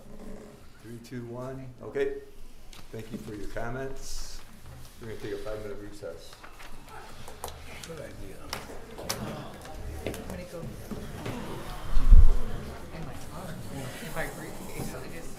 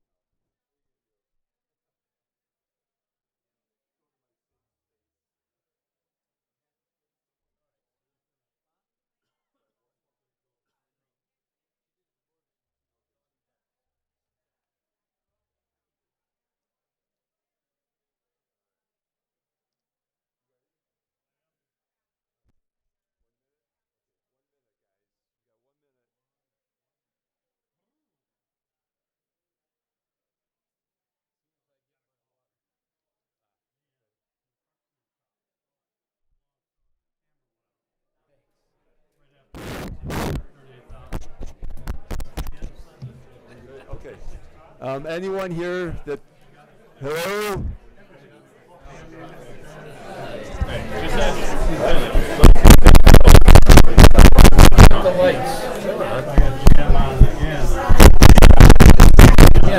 Hello, hello. All right, anyone here that's staying for the rest of the meeting?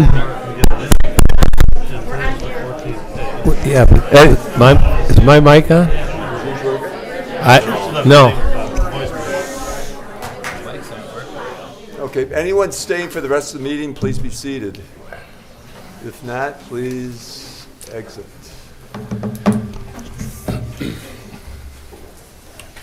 All right, very good. Let's continue with DDA, please. Good evening, everyone. Since our last meeting, I just wanted to give you some updates. I had the opportunity to attend a SEMCOG training last week in downtown Detroit on their murals and public art program. Our design and appearance committee is looking to try to install at least 1 up to 2 murals next year in our downtown district. So we're getting some resources from some other communities that have done similar projects. So we're excited to see that move forward. Also had the opportunity to meet with some members of our sidewalk committee and work with our design and appearance committee to identify some potential connection projects for 2027. So we're looking forward to that. I had an opportunity to meet with a new business owner and discuss our facade improvement grant. So we had another application that will be submitted this next week we're looking forward to. We're also working on some updates for that grant program. We're looking to create a new grant for the next year that helps businesses in some areas that are needed regarding capital expenses to rehab some of these older buildings that don't typically fall under the facade improvement, but they'll go towards capital expenses like hooking into the water system, upgrading some of the interior to meet current codes for fire suppression, safety, ADA compliance. So that committee is working on creating a grant. So if anybody's interested in helping out, please let me know and we can get you at one of our design and appearance committee meetings. We had opportunity also to work with our DPW department with the township, and we finally finished the installation of the irrigation at the public parking lot. So you'll see that the grass is getting green over there, and we're going to be working with them to do some mulching and sodding in the portion of the parking lot, that green space that's between the sidewalk and the road. We're going to be doing some beautification there moving forward. We are also working on some quotes for fencing replacement along the frontage of the New Hudson Cemetery on Grand River. That is in sore need of some updates, so we're working with some vendors to get some pricing on replacing that fencing, hopefully this fall. Along with that, there are 4 different locations where we have some benches, trash cans, and fencing along Grand River between Milford Road and New Hudson Drive over there. And we are getting some quotes for painting and updating of those. And then lastly, just a reminder that we have our Music on the Grand Summer series. Things have been going really well. We've been getting increased involvement every other week that we've had the program. Last week, we had about 500 people out in attendance. We had inflatables, we have water slides, we have community groups and organizations hosting tables, bake sales, food trucks. So please join us. We have 2 concerts left this summer, August 5th and the 19th. And the 19th will serve as our volunteer appreciation event. So we usually have some extra special activities that night too. Are there any questions regarding my report that I can answer?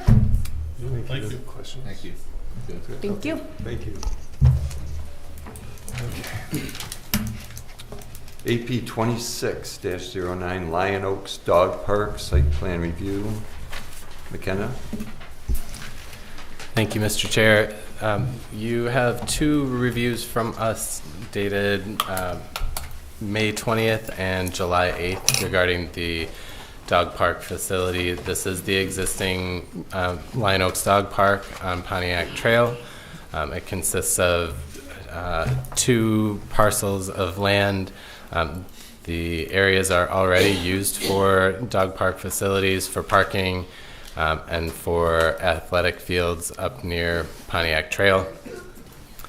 The project consists of paving of the existing parking areas and expansion of those parking areas, removal of one of the buildings that you see with the red roof here, and installation of 2 new restroom facilities, in addition to other minor upgrades like modifications of fencing and things like that.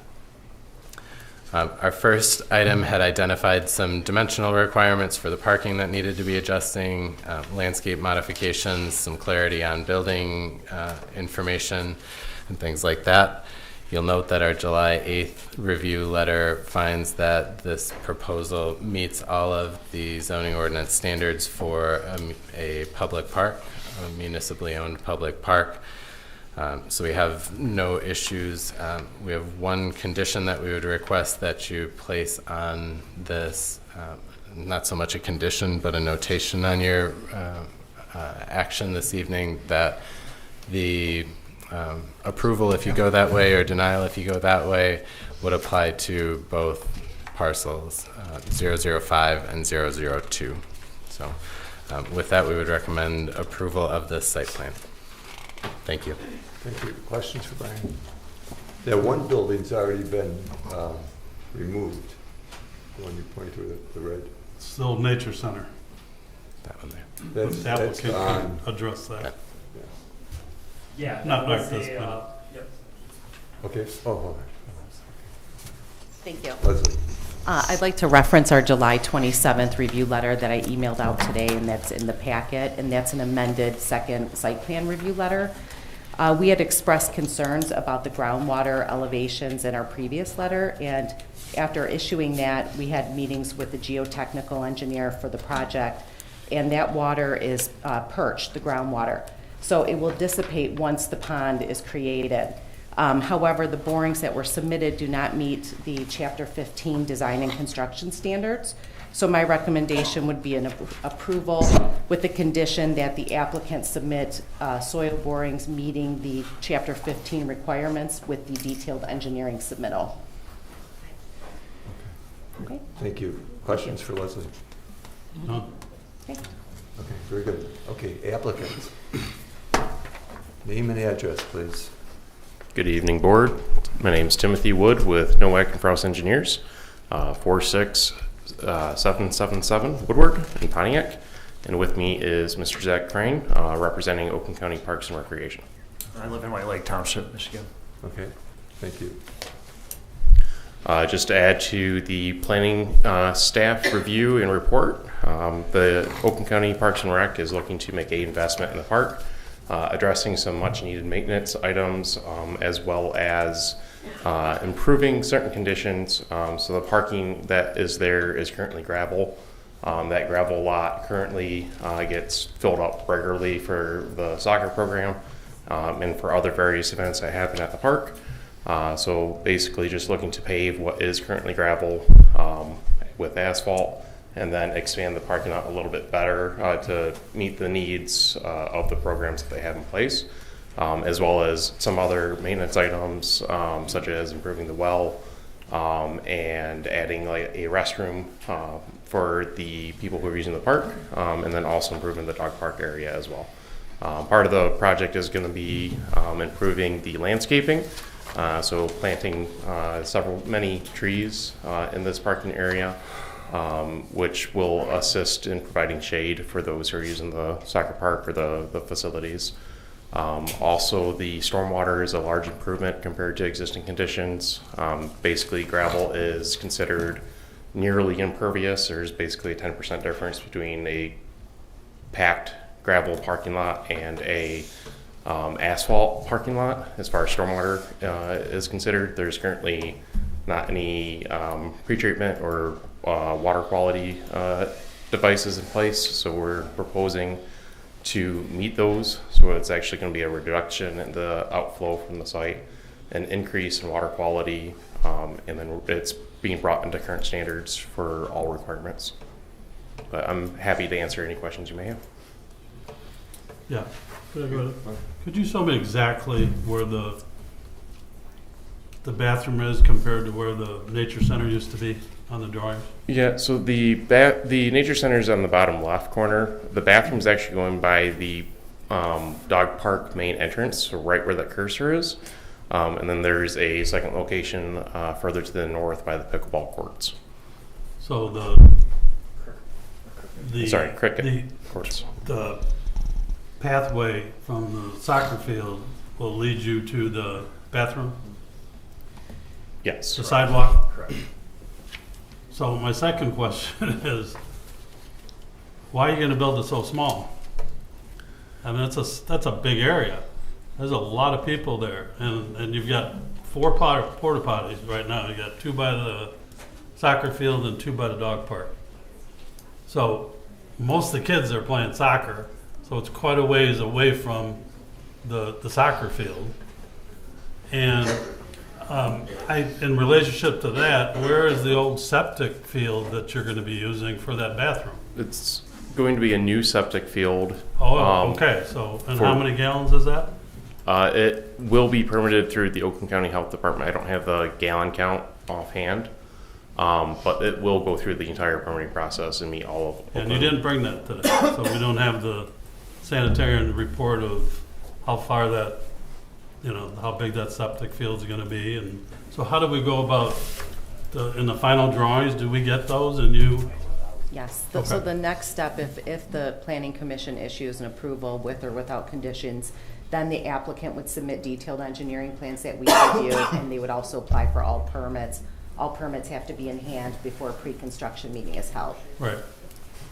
Okay. I just wanted to make sure because it's Yeah, so not it in the doesn't, package typically yet. they don't size that level of detail at this point.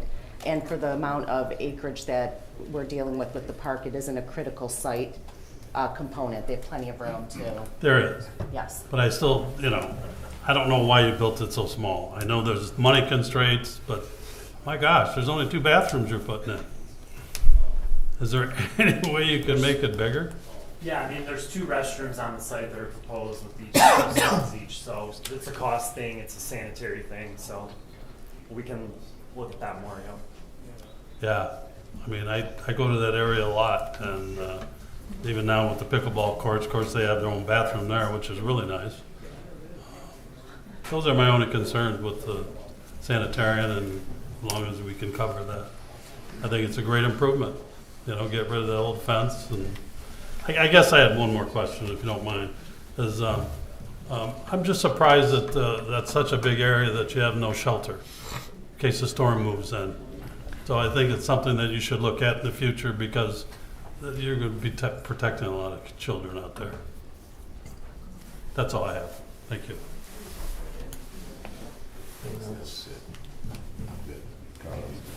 I got a question.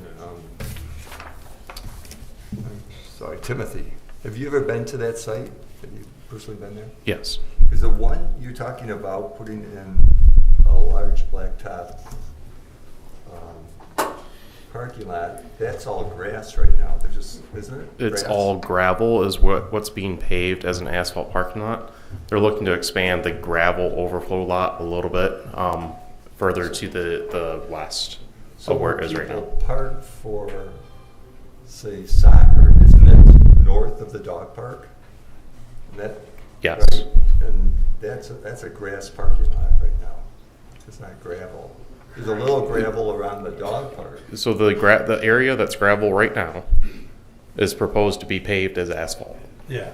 Additionally, we're looking to add a gravel overflow lot to the west of that area. And that's going to be gravel and not blacktop. Yes. Why do you feel there's a need for bathrooms when there's one, I don't know, was it 2,000 feet where the pickleball courts? Why is there a need for that? Because of it's because of the soccer programming. There's a huge draw for the soccer program. It's huge. Well, I know. I probably get park more than anyone in this room, I would tend to guess. But how many soccer games are there a year there, approximately? A dozen? I don't know. There's different programs that run the spring and fall season, so it varies differently by week to week. But that lot is full pretty much all those spring and fall leagues. Those lots get full, so there is a need for that overflow. And then you're taking out, what, 28 or 30 protected trees, and there are not going to be tree replacements. I see shrub replacement. There are tree replacements as part of the plan. There are tree replacement? Yes. But they're taking out over 100 trees, it looks like, and I didn't see that on there. I see 4 deciduous trees and 4 ornamental, and the rest bushes or shrubs. I'm sorry, I don't think there's hardly any trees being removed as a part of this. There might be a few. There's definitely not 28. Hardly any trees over there. We're paving. That's what I'm reading. I'm reading from McKenna's report. It says proposed total trees removed 78. Proposed protected trees 28.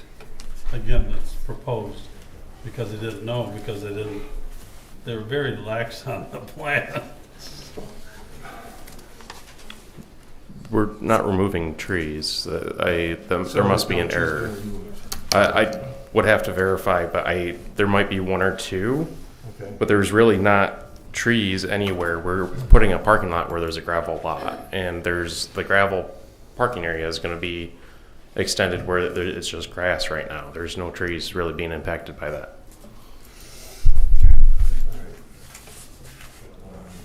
Anyone else have questions?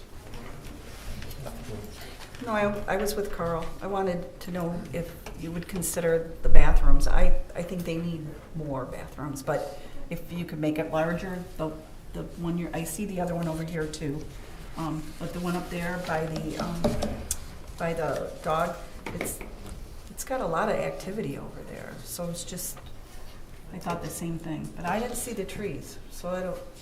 Well, I'm going from. You're just going by the Yeah, page 4. Brian's. Yeah, Brian's proposed landscaping. Was that page 3 and 4? Yeah, I'm looking at that right now. Plus, remember, it's not just the people that are playing there. It's all the grandparents, the aunts, and all the people that want to come see the little kids play. It's very busy there. So Yeah, 3 Well, I'm glad they're putting in 2 instead of the Well, porta potties, but just those are appreciate unisex. that they are having bathrooms, which Yeah, is very I agree. appreciative, but if that's at all a consideration. We have lots of drinking fountains everywhere. Yeah, just to clarify, I believe that's an incorrect number in my May 20th report.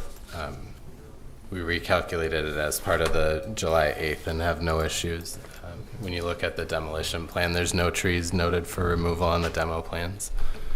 Thank you for the clarification. Just to add to that, thank you, Brian. The latest letter from McKenna from July 8th says on the landscaping, comment number 8, landscaping plans, and I'll clarify that 31 new trees will be planted and 78 trees will remain. So that's where that 78 number came from. But they are remaining on site. Yeah, I think that original review was intended to count the trees that were in the vicinity of construction, not clarify that they're being removed. They are not being removed as proposed on the plans. Very good. Any other questions for the applicant? Good. Okay, thank you. You have a seat. Yeah, I do have one more. So we don't have any of the drawings of the fences, but the fence was met, right? The criteria on the fence? They are. There's an exhibit in the plan set, Carl. For the record? Let me find that.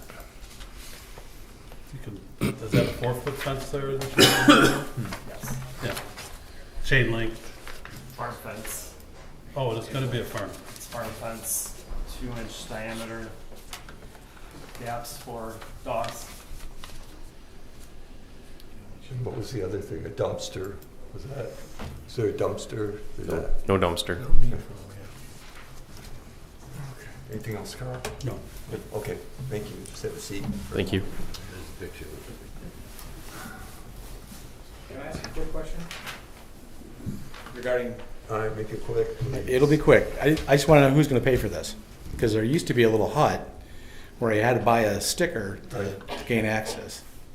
So you're talking about a lot of improvements, and I'm seeing a lot of dollar signs. And I use this facility with dog runs. Okay, we'll address that. Okay. Where are the funds coming from on this? It's funded through the Oakland County Parks and Recreation Capital Improvement Program. And then it's part of that millage improvement, or the millage approval from 2024, Right. where we don't have the park passes anymore for entries. Right. Okay. Yeah. Yeah, we voted on that, what, 2 years ago? Yeah, and anybody in Oakland County gets in the park for free. Okay, all right. Any other comments, questions? No. Okay, then we've got, Excuse me, sir. I have one. make it quick, Mark. I will make it quick, sir. Please. Appreciate the taxpayer dollars are going to go to creating this thing. Will taxpayer dollars continue to be used to maintain it? Okay, thank you. It's a question. It's time for Q&A. Yeah. Yeah, it's a maintain Oakland County Parks, so all the capital. Okay. Yep, I'm sorry.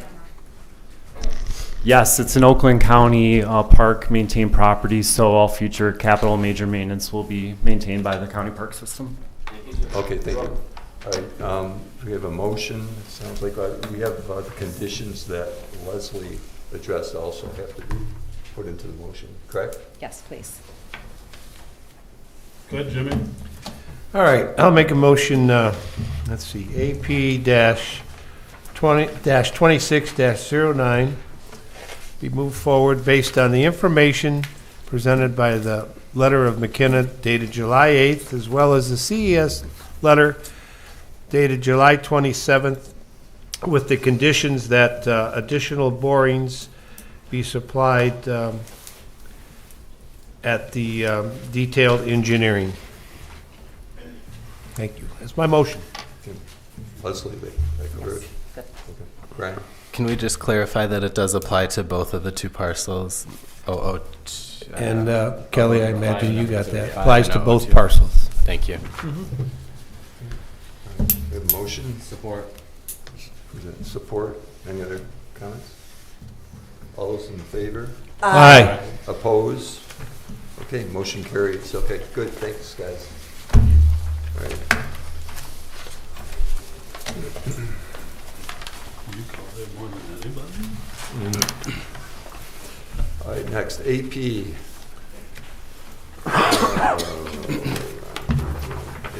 AP -2623 LDC 4 extension of approval. Brian? Thank you, Mr. Chair. For discussion this evening is consideration of an extension of a site plan that was approved originally in August of 2024, August 12th to be specific. This is for the LDC4 spec building proposed by Wallbridge. This property is on South Hill Road.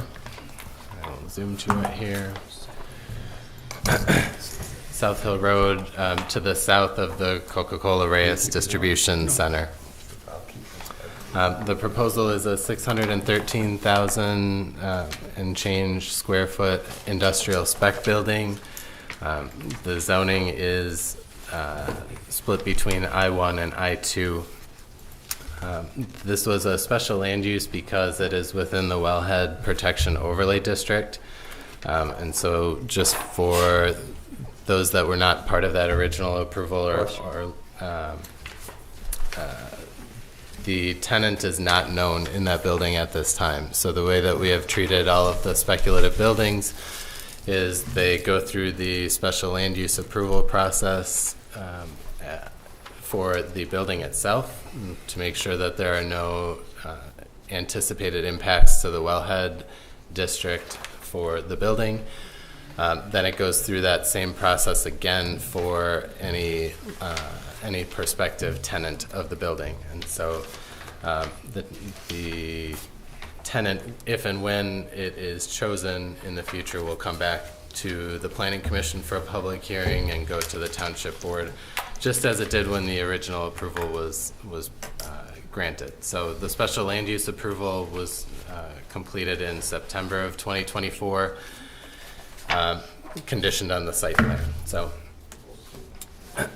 So that's where we sit today. As with any site plan extension request, the original approval was good for 2 years from the date of the Planning Commission approval. So that the original approval expires August 12th of 2026. Your zoning ordinance allows for 1-year extensions to a site plan. So if you were to take action to approve an extension tonight, it would be good until August 12th of 2027.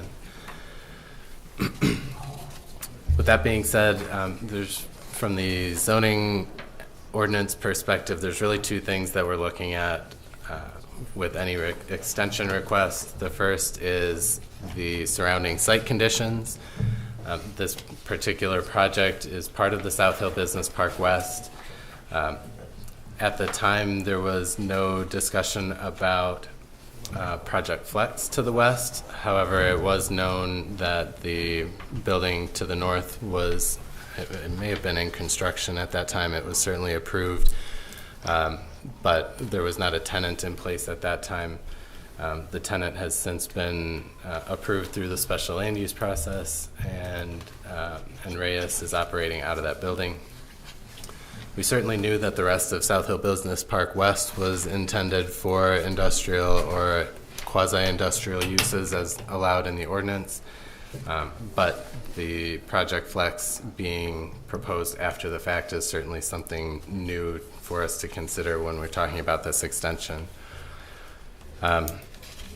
I noted on the first page of our review that any compliant permitted uses in I-1 and I-2 should not be expected to impact other uses in the I-1 and I-2 district.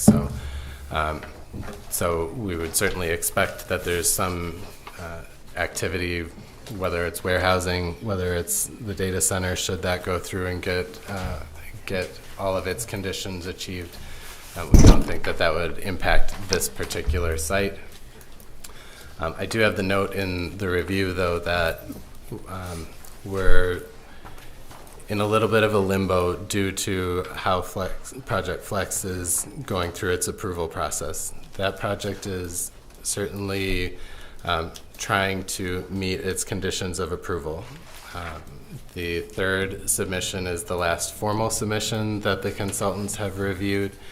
And in that third submission, there were transmission lines that were proposed to serve that property that would go along the southern edge of the whole business park. So certainly when you look at the site plan, if 120-foot wide easement for high voltage lines were to go in on the south side of this LDC4 project, it could impact things like landscaping and grading and all of the things that make this project feasible. So I say that to say the third submission is the last iteration of the plan that we formally have. There was a fourth submission of Project Flex that was submitted to the township and subsequently withdrawn. That included the utility lines within the Ambassador Parkway West right-of-way. And so it was pushed away from that line and in theory wouldn't impact the project that we're discussing tonight.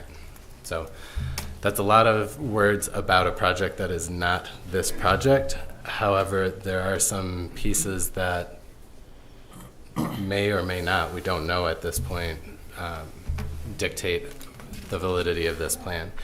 If the lines were to go in to serve that other project on the south side of this property, we would expect an amendment to come back for this LDC4 project to the Planning Commission. Okay? Okay. So that's how we're treating that. Can I stop you for a minute? Yes, sir. So they were going to go on the Ambassador Road side, but now they're going to go on the other side? In the earlier the power iterations. The earlier iterations of that plan had lines on the south side on the southern property line. And that's where one of the homeowners came in tonight and said, correct. We've heard 50 feet away. Well, they're actually 120 feet away, but those are huge power lines. Yeah. Yeah. And those would, that's enough for me to, I mean, I looked at this and we haven't turned down many extensions, but if I don't know where that power line's going, there's no way I'm going to approve that. I mean, that's what's that, 120 kilovolts? That's a lot of power. I mean, I think I gotta know more, and I had no issues with this. And I'm glad that the homeowner came up and said it was that close, because it made me look at it, and I thought it was, when we approved it, it was, you know, industrial, it's gotta be 300 feet or 100 and whatever it is. And then I start looking and I go, wow, they are right there, and the power lines are going there. I mean, I don't think they can even put a power line there legally. Honestly, and I'm not a DTE, but I don't think they can legally put that kind of a power line next to that property line. So my position is this is part of a business park. That is a business condo. All of the condominium plans end up going to the Planning Commission and the Township Board, and to install or to record an easement of that size would require an amendment to that condominium that would come back before the Planning Commission and the Board.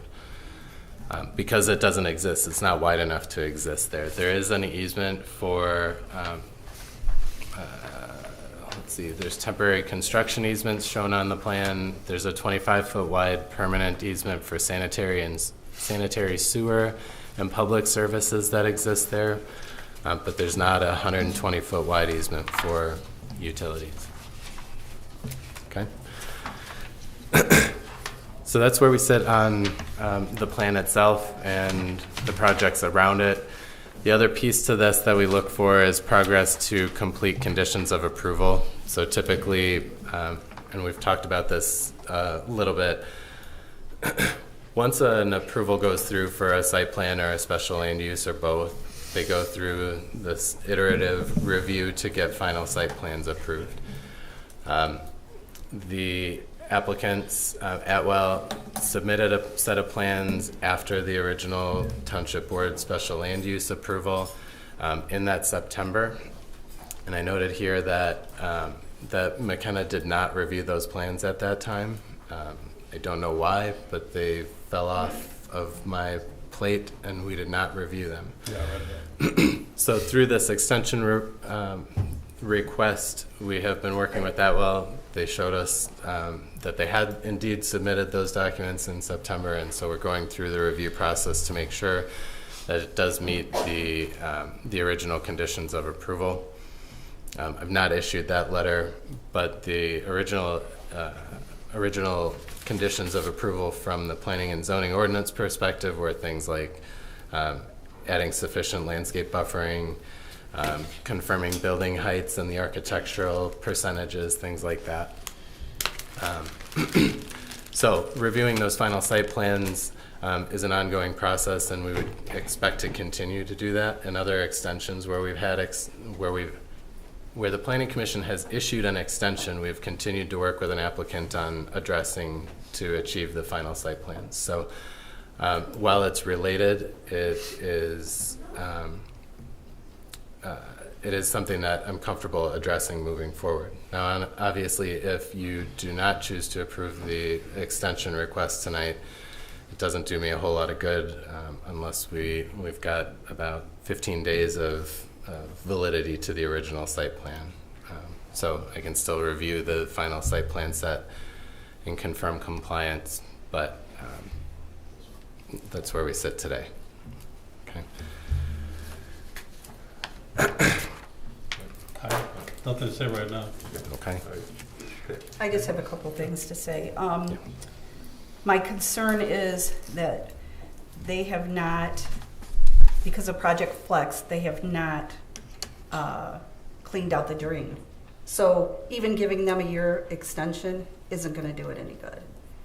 And the pond isn't done. I'm not sure if the pond, the drainage improvements are not done, and I'm not sure they're 100% funded either, because we haven't seen that.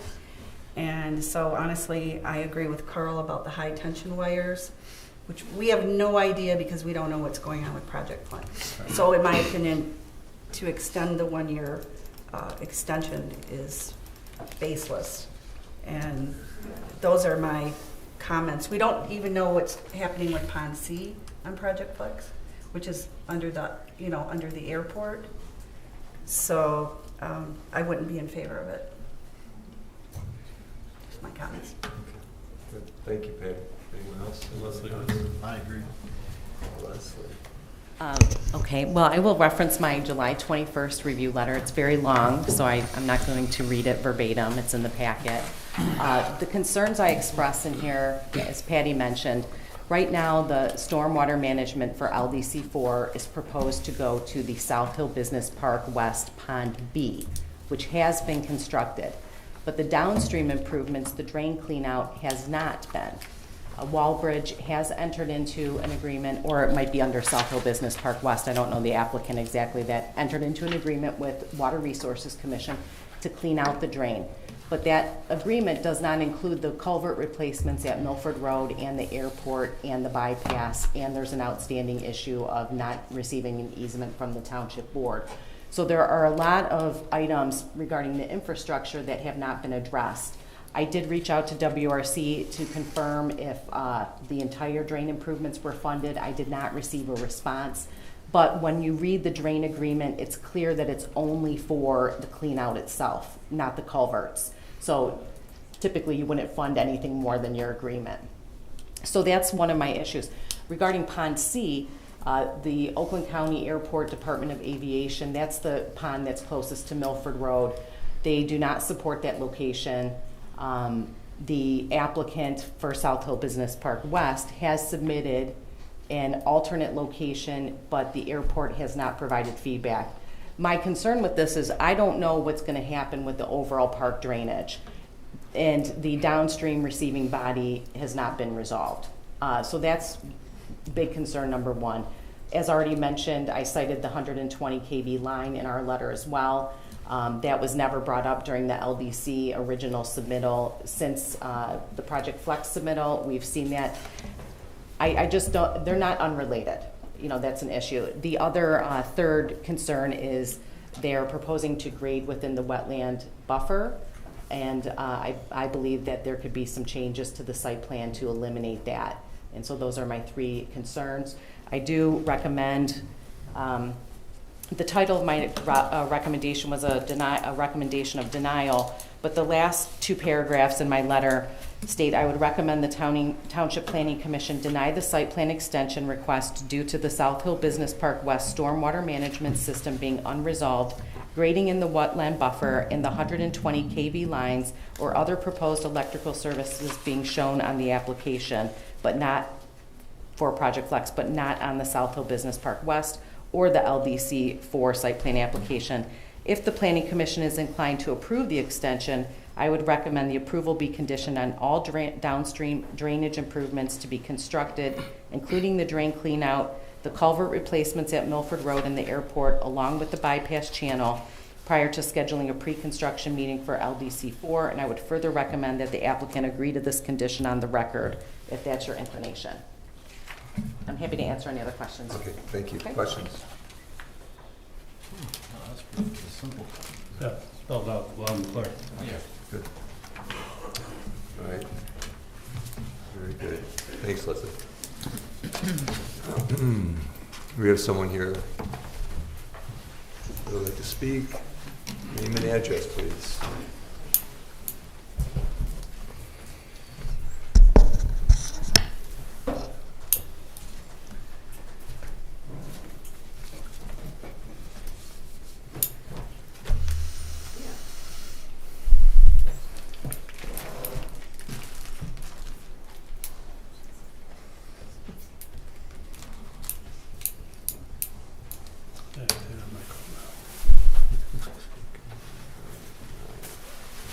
Slight technical delay.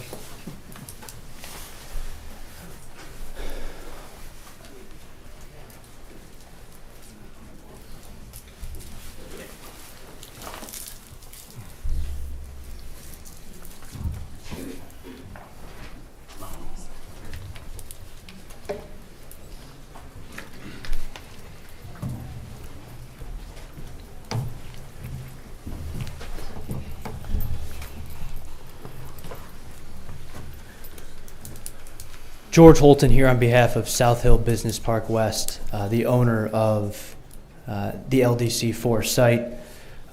As mentioned, we're here to request an extension of the site plan approval that was approved in 2024. It's a nearly identical site plan to the one that was approved in 2024. The only differences being some changes off-site, which are proposed at best at this point. Otherwise, I don't believe anything we've heard tonight is different from what was approved before. As we heard from the consultants, McKenna did have their July 21st letter that I believe is down to 2 points. The off-site drainage and the 120 volt lines. Unless there's a update for me that Project Flex has been approved with the lines in that place, that's a proposed site. I mean, there's no approval for that. Those aren't going in. No approved plans have those. We have no issue coming back to the board if Project Flex is approved with the lines in that site and asking for permission at that time. That's not an issue. But at this point, the only thing that we have is LDC4 proposed as built. And again, I know there's concerns about that. We've heard the concerns. I understand Mr. Town's concerns, but again, Project Flex is nothing but a proposal. Speaking next to the new Hudson drain, I think this is kind of approaching both what Leslie talked about and what Brian talked about. The South Hill Business Park West would love to clean out the drain. They'd love to fix that work. They'd love to have the easement. There's no hesitancy from our side on this. We've tried to. We've gone to the township board. We've funded $7 million worth of repairs so far. We're ready to fund the rest. I believe at this point that the best thing to do is what Leslie proposed in 2024 and what she's proposed again. It's approved with the condition that the downstream drain cleanout's completed. That's perfectly fine. There's no issue with that. There's no complaints with that. Leslie thought it was fine last time, correct? Yes. Yeah. I don't think that's an issue again. So I know there's concerns about the drain cleanout. There are concerns that South Hill Business Park West has tried to address. They'll continue to try to address. And I see no reason why this can't be approved with that as a condition. Speaking to Pond C, I think the frustration, and I'm sorry for using that word, but the frustration has been the first letter came out that drainage hadn't been completed because of Basin B. Well, Basin B is completed. And Basin B is the only one that this site drains to. Pond C is further down. There's no drainage from this site to Pond C. Basin B is completed. Now, as to Pond C, the issue we have is that, yes, the airport has said, we don't like it there, and we continue to work with the airport on this. Leslie referenced it, but I'm sure Oakland County would probably answer as well. We've been trying to work with them on this. But at the end of the day, the 2024 plan very clearly says, coordinate with the airport. The airport doesn't actually have approval rights. We have not found any approval rights the airport has over Pond C. And again, we want to work with the airport. We've tried to work with the airport. We'll continue to work with them. But at the end of the day, the airport doesn't actually have approval rights over Pond C. Pond C was approved in its current location, its current size, current drainage field. So we would just ask that, again, this be approved subject to downstream drainage being completed. That's perfectly fine. There's no issue with that. It's what we did last time. You can have it be contingent on engineering. We just heard for the dog park. Hey, you're going to approve this, engineering approval, that's later, that's fine. There's no issues with that.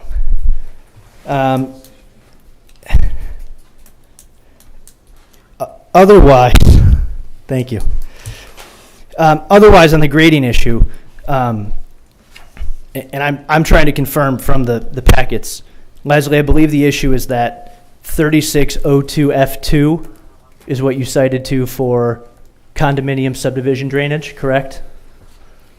I cited the, yes, I'm not looking at it in front of me, but yes, the section of the ordinance that requires the wetland buffer. It was also in our original site plan letter from 2024. Right. So F2 applies for, let's see here, 25-foot vegetative setback for residential.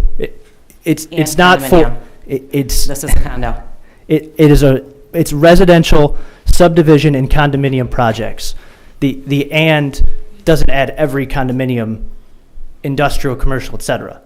Industrial, commercial buildings are under number 1. All office, commercial, and industrial developments. If you go under section 1, which is the correct section, there's no issue with grading within this area. Grading's perfectly permitted under section 1 for an industrial area. If we were a residential subdivision, condominium, number 2, agreed. Whole different set of rules. But that's not what we're under. And again, for grading, we are happy to work with Leslie. We're happy to work with Deb to make sure we all agree on how to read this ordinance. I don't know what else we can speak to on grading. I'm happy to take questions at this time, I guess. Can I just, one point of clarification on that, where we have interpretations, the ZBA is the appropriate board to interpret whether or not the application of a standard is correct or not. So. I would just like to say one thing. I just don't understand why the plan can't be amended to meet the buffer, because the way that I look at it as an engineer, and I'm not the design engineer of record, Jared is, you could put a SAG curve in that area and reduce the grading and still meet your stormwater coverage requirements. So to me, I just don't understand why the attempt isn't being made to meet that setback requirement when it was in the original site plan. It was in our second site plan letter, and then finally this one. And that is part of the reason I'm recommending a denial. I think it should be done. Well, and respectfully think it should be done is fine, but I think the ordinance says it should be done. Under section 2? Under section 36.02.F2. Okay, and again, if the denial, if there is going to be a denial or condition, we would just ask, it's very clear that it's because the grading is being heard under F2. We're happy to go to ZBA and have this legal discourse about if it's F1 or F2. As to why it can't be done that way, I'll defer to our engineer. I mean, I'm happy to see if we can find a way to do it as Leslie has requested. But again, the requirement is what the ordinance requires. We've heard that all night. What does the ordinance require? And our argument is it only requires F1, which would allow this grading. I don't know if you want to speak to. Yes. So Jared Kime with Atwell, civil engineer for the project. On a technical nature for this, it's a very minor encroachment on the wetland setback area. Effectively, the pre-existing agricultural operations on the site prevented any buffer from existing there now, right? So the grading that's proposed within this wetland setback now is no different than the existing conditions. And once completed, the area will be restored and it'll be maintained as grass with a vegetated buffer that's part of the ordinance there. The access drive that circulates around the building is really the reason for the 1-on-4 grading slope coming down from the road that encroaches just the tip of the wetland setback, not the actual wetland itself, but just the setback there. The curb is intercepting all of the on-site drainage that would have previously been flowing to that. So the only water that would be flowing through this disturbed setback area, which will then be stabilized, is from that slope itself. So we're removing all of the water, directing it towards the stormwater basins that are already constructed. So we're protecting and preserving the natural feature that's there. It's just going to be a matter of grading and establishing a buffer that doesn't already exist in this location.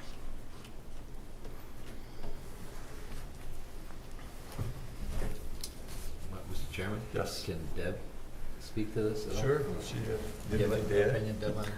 To the extent that you're really interested in this, whether or not residential and condominium would apply here, that section, what is it, 36 F2? Haven't looked at it lately, but just at first blush, if Mr. Holton's correct that they're synonymous, that all condominiums are residential, then there'd be no need to say residential and condominium, right? To be clear, we're saying residential Excuse me, could I subdivision finish, or please? condominium. Please. So, in looking at this, I think, you know, I mean, obviously, the zoning board of appeals does the interpretation of your zoning ordinance, but this is in a condominium. It is a condominium, platted condominium, no question about it. Went through the entire condominium process. It is a condominium. So, that, my opinion is, it's a condominium. And that Leslie had every right to rely, or Ms. Zawada had every right to rely on that section. And again, we're not disputing it's a condominium. It's very clear. Residential subdivision and condominium projects. Whereas before it is all office, commercial, and industrial developments. The reason you need residential subdivision and condominium is F2 doesn't apply to just an individual house. It doesn't apply to a single lot. F1 applies to all commercial, industrial, and office uses. F2 applies to residential subdivisions and condominiums, which makes sense because, again, this is part of a bigger plan for a special land use. I'm sorry if that all wasn't, if my explanation wasn't helpful on that point, but I think it's debatable, that issue. There are obviously other issues here too. And just as a reminder, the ordinance does say that, you know, the planning commission may grant an extension. Okay? It is preceded in that section by saying, after 1 year, the plan is null and void, period. Then it goes on to say, planning commission may grant an extension of 1 year. Just so you know what your boundaries are. Yeah. You're not confined to do one way or the other. You have to be persuaded and have reasons to go either way, to either grant it or not grant it. And whoever makes that motion, please articulate what you found to be persuasive either way. All right, thank you. Speak to the drain. I have one question regarding the whole wetland and the setback, and Leslie had a recommendation. She said she noted it on three different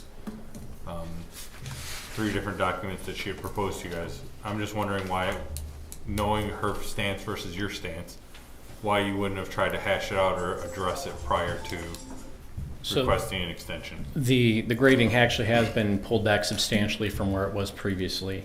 You can kind of see the faded contours on there representing the previous grading limits, which wrapped all the way around the north side of that wetland within the setback area. That's all been retracted now to a 1-on-4 slope coming down from the road. So we're now down to just this one little tip area, which is directly adjacent to the access drive, grading down at a 1-on-4 slope in that green area that you see there. So the only way to pull that back further is to either add a retaining wall section, lower the grade of the road, which doesn't work with the access to the truck wells there, or we could increase the slope from a 1-on-4, but the township standard is a 1-on-4 maximum.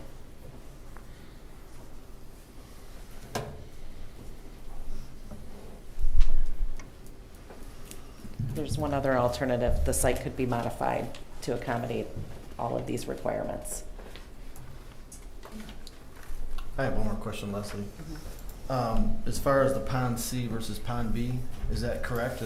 This site only drains into Pond B? It does, yes. It's just the overall park itself, the drainage is not resolved. Because we don't know, so the alternative for Pond C that was submitted to the airport is just south of where it was currently proposed. We don't know if that's going to get Oakland County's approval or not. I don't know if there's going to be modifications, but the other larger issue is the downstream body of water is not at a point that's acceptable to take the water from Pond B. So it's just, there's a lot of drainage concerns in general. And again, the drainage issue downstream with New Hudson Drain was an issue in 2024, and this board did approve the site plan with the condition that the downstream drain be figured out. And South Hill Business Park West is fine with that condition. Again, frankly, we'd prefer to just get the drain clean out finished, but that's out of our hands given the township easement decision. So we're fine with that condition again. We're fine with the condition that Leslie had with before a pre-construction meeting can happen, it has to be figured out, all fine. There's no dispute, there's no issue with that. We're fine with the same exact condition from 2024. Mr. Chairman? Yes, sir. Question for Leslie. Leslie, a couple minutes ago, you said there was another alternative? I meant to the grading of this. There could be other site modifications where the building was moved over to the west, including the drive, to have adequate space to meet the buffer and the grading that's necessary.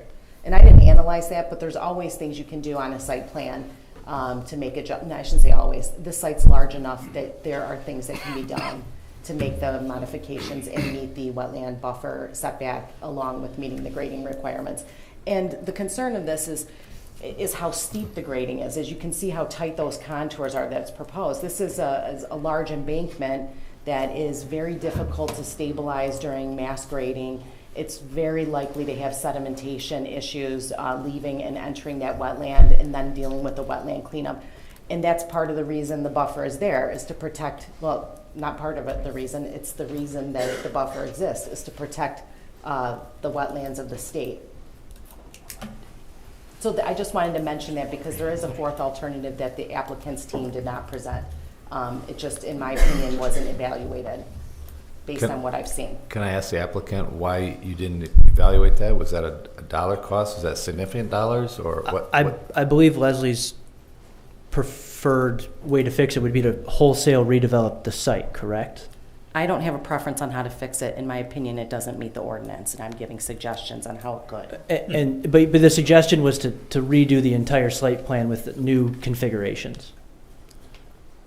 There's things that could be looked at. Okay.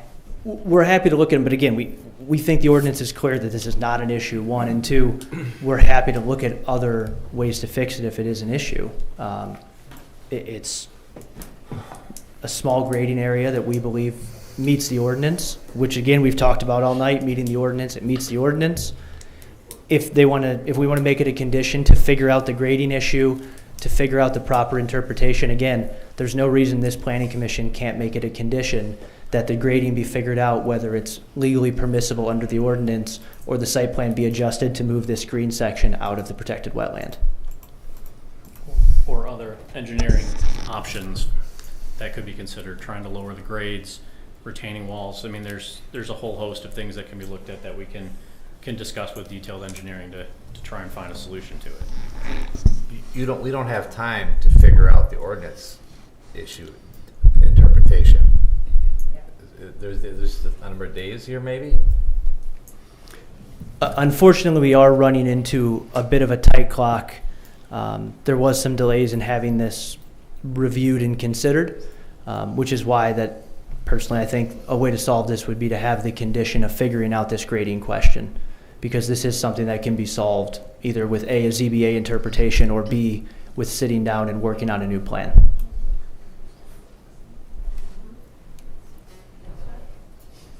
Leslie, drain repair. You said there's repair involved? The drainage modifications, yes, would be required if you're inclined to approve the extension. I would recommend the approval be conditioned on all downstream drainage improvements be constructed, including the clean out, the culvert replacements at Milford Road and the airport, along with the bypass channel, prior to scheduling a pre-construction meeting for LDC 4, and that the applicant agree to this condition on record, which has been done. If you're inclined to grant an extension. So then, basically everything you just went through, Leslie, I mean, it's not something that can be done in 15 days, correct?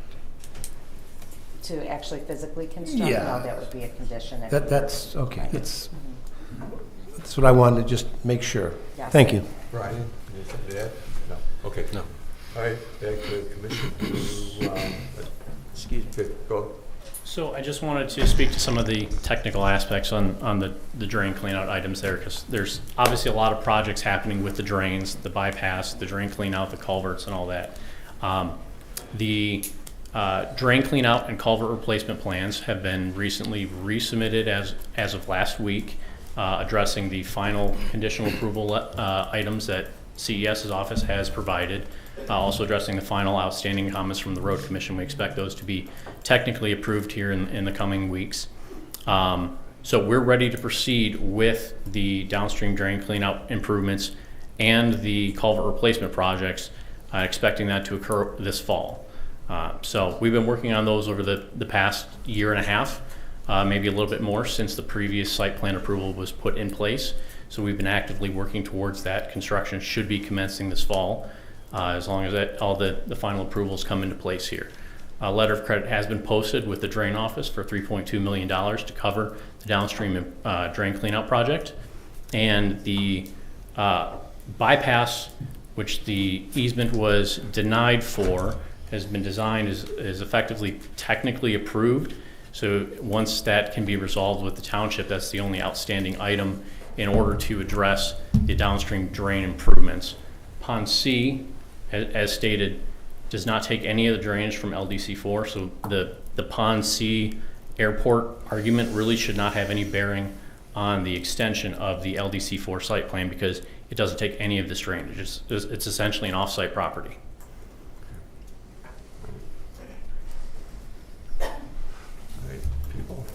Does the easement affect this project? Yeah, well, so the way the bypass is designed, it requires an easement to cross the township property, which was denied by the township board, unless another alternative is designed by the applicant. So they can't right now construct this downstream stuff without the easement? Part of it, correct. So if we put the condition on it, right now they can't build this property? Correct. Okay, I'm just trying to understand. Yeah, there's a lot of components. Even with the downstream improvements, there's a bypass, which is adding the capacity to alleviate the floodplain from the Wallbridge property as well as the downtown area of New Hudson. The Milford Road culvert needs to be significantly upsized, and there are a lot of utility relocations that would have to happen. It would require a pedestrian bridge for the Huron Valley Trail. There's 2 large culverts on the airport property that have to be upsized, and the clean out. So there's almost 5 components of the drainage improvements to New Hudson Drain. And again, we're ready to complete all of those. We're happy to complete all of those, and we're happy to have it be a condition of any pre-construction meeting to have all of those completed. In terms of alternatives, by the way, I know that was mentioned. This has been something that Atwell has been working on with CES. I believe actually at Ms. Walling's request several years ago. My understanding is there's quite literally no feasible alternative besides this drain bypass because of the nature of the flooding. And I'm going to get out of the way before Atwell knocks me over on this, but that is the understanding of the report that the township has had and that Atwell has prepared. Yes, we provided an alternative analysis to CES, who's reviewed it with the township officials. Effectively, you're looking at 3 options. The proposed bypass, which is primarily burdened on the Wallbridge property. All options do impact township property. The trail bisects the whole drain corridor there, so in order to cross the trail, you have to impact the township property. So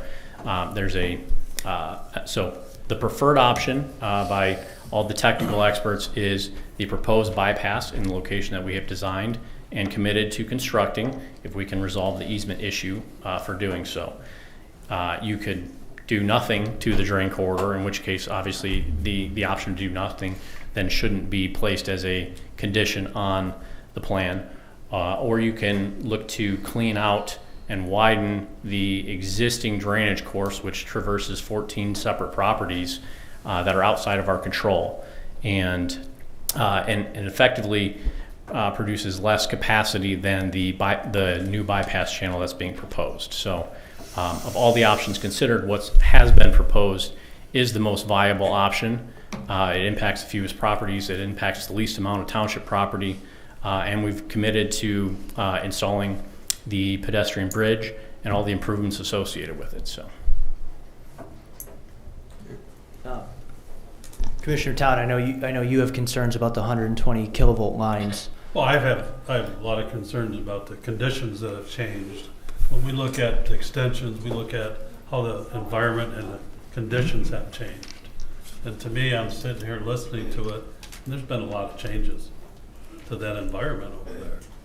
And it's really hard for me. I mean, yeah, I was appalled that 100 kilovolts would go through there, of course.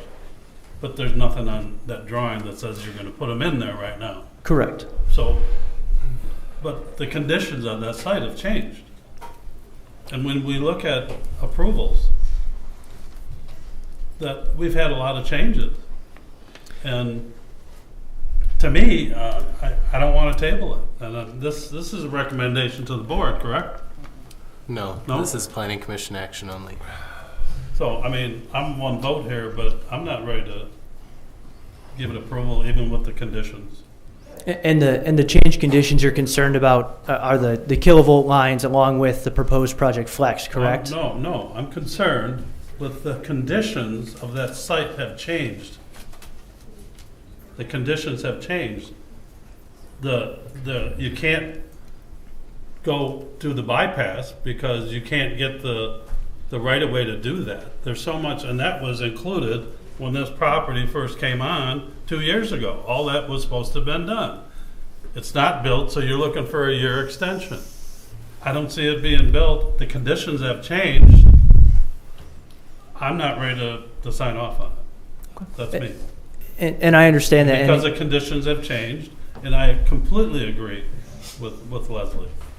And I understand that entirely. And again, I would say that the condition to have the drain clean out as it was in 2024 continuing is something we're willing to do. And the minute the green light's given, we're ready to do that clean out. And again, the kilovolt lines are proposed at best. We'd have to come back to do that. But they're not done yet. Correct, as we would for any new tenant. So this is not a green light by any means. All right, we're Thanks, good. Mike. Thank you. Thank you. All right. One vote. Usually I have a good feel how a vote's going to go. This one I'm a little unsure. But all right, let's get a motion. This is not a public hearing. It's not in a the public commission meeting. now. Okay, I'm going to need a motion from someone, please. What's that? I'm confused. I mean, I'm not going to disagree with Leslie. I don't think I should make the motion because They can make it's it kind of Who? foggy. Carl? Is there anything else I can help clarify, Commissioner Radke? Carl, step up. No, I mean, Kurt. what's that? I make a motion to deny the extension of AP-26-23 LDC 4. And it would be because of the conditions that have changed drastically on that site since 2 years ago. And with the CES letter dated 7/21 and McKenna letter dated 7/21 as well. And everything that we talked about here tonight. Should I add anything else to it? Deborah? The CES.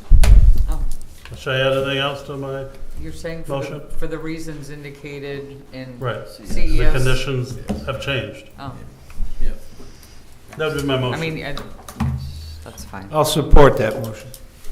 Motion, support. Any other comments? All right, Kelly, if you take individual roll. Sure. Carl Town. Yes. Kurt Radke. Yes. Ron Pennington. Yes. Ronco Minkowski. Yes. Michael Conflitti. Yes. Jim Chuck. Yes. Patricia Kirkwood. Yes. Okay, motion carries. Thank you all. Thanks, guys.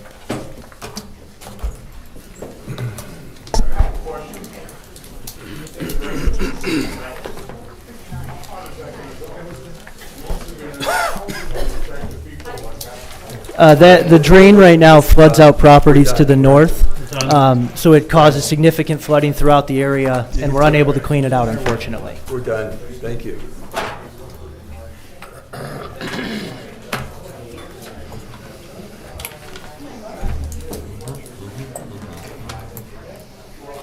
Okay, AP 26-05, large land use, special land use standards, text amendment. This is discussion item only, correct? Yes, it is a discussion item only. Thank you. McKenna? Guys? Okay, we are continuing the discussion on the large land use, special land use ordinance amendment. I do acknowledge that the Township Board's moratorium is coming up in September. We've at least discussed, I know the clerk's office is working on the agenda, and that should go out later this week, I believe, maybe next week. This week, okay. And we would expect some consideration to extend that moratorium, because in practical terms, even if you were comfortable with the ordinance tonight, which I don't expect you to be, but if you were, we would schedule a public hearing, and we're a couple months out before adoption. So we do need a couple extra months for that moratorium, and so we've requested that that be on the Township Board's agenda upcoming.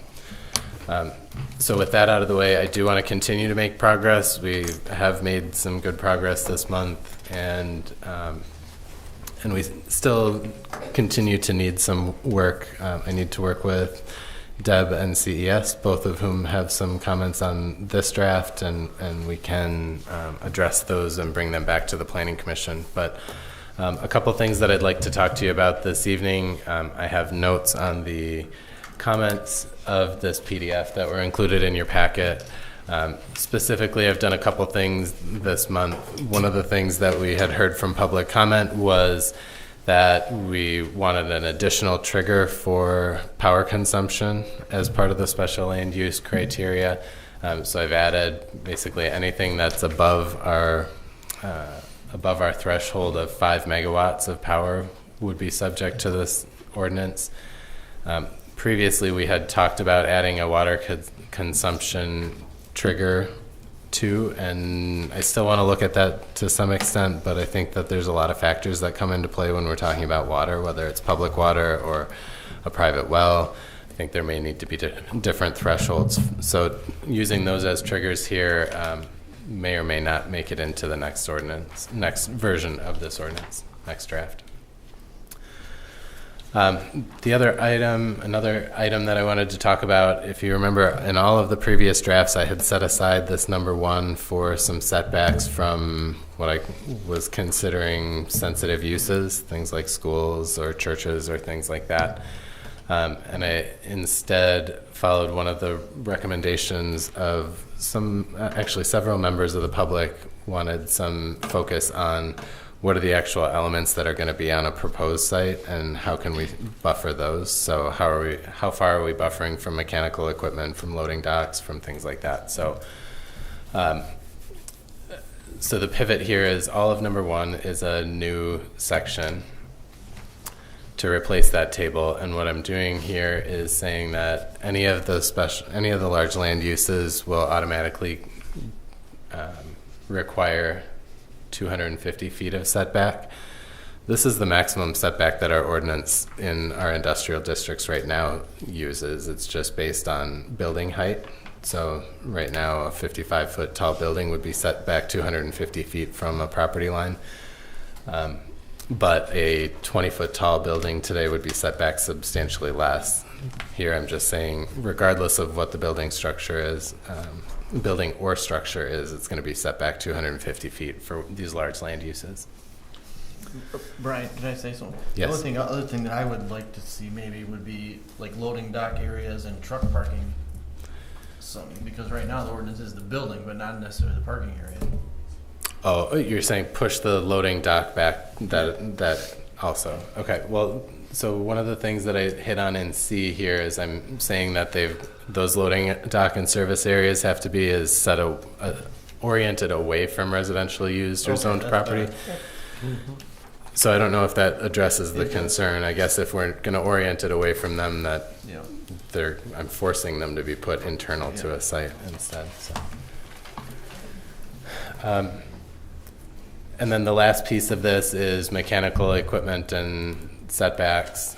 So I'm making sure that all those mechanical yards and areas would be set back 500 feet from property lines. Again, this would by default put the building between a property line and our utility yards.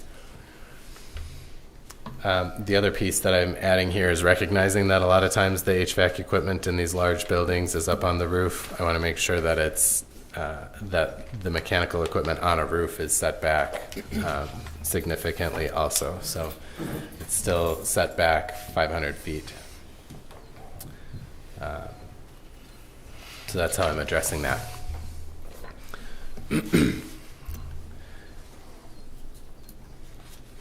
The next item is under section 2, energy use assessment. Leslie had a good suggestion last time that we want to make sure that the township has some review authority before it goes to MPSC. Previous drafts, I said, don't bring that proposal to the township until you have approval at the state. But the concern being that we want some of that control here locally before it goes up to the state. So that's the pivot here, is that prior to a pre-construction meeting, they're required to still have that approval from the state agency. But you'll still get a chance to look at this first. Okay, Leslie also had a comment in the water consumption section of the draft that the typical engineering review is looking at all of those things for public water projects. Proposed water cooling systems shall be described, including but not limited to water usage and chemical additives and discharge methods. So that's a change there. And then finally, oh, I'm sorry, I've got two more. There was questions or concerns about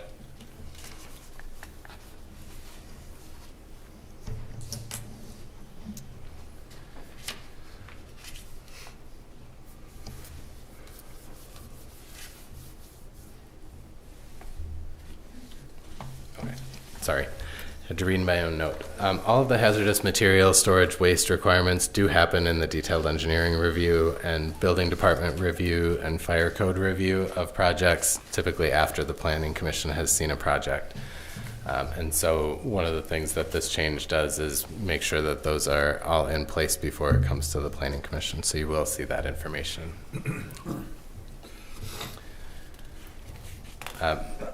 This is the last one, I promise. I'm asking that the large-scale fire testing be included as part of the submission plans for any of these large land uses that include a battery energy storage system. So this testing is often done later on in the fire code review, but it does dictate separation between battery storage cabinets and things. So it can have impacts on the design of a site. So we're requiring that now as part of the special land use submission that the planning commission would see, that testing be done. Okay. There are a few typos that were cleared up, but nothing that I needed to note. They all show up in the red line version of this that's on the website. But I'm happy to take any questions or comments from the Planning Commission that you might have. Okay, thank you, Brian. Questions?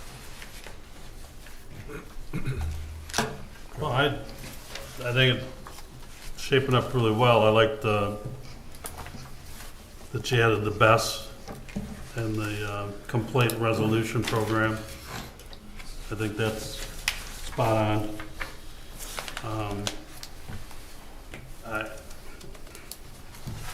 I mean, it's really hard to pinpoint the compliance sometimes,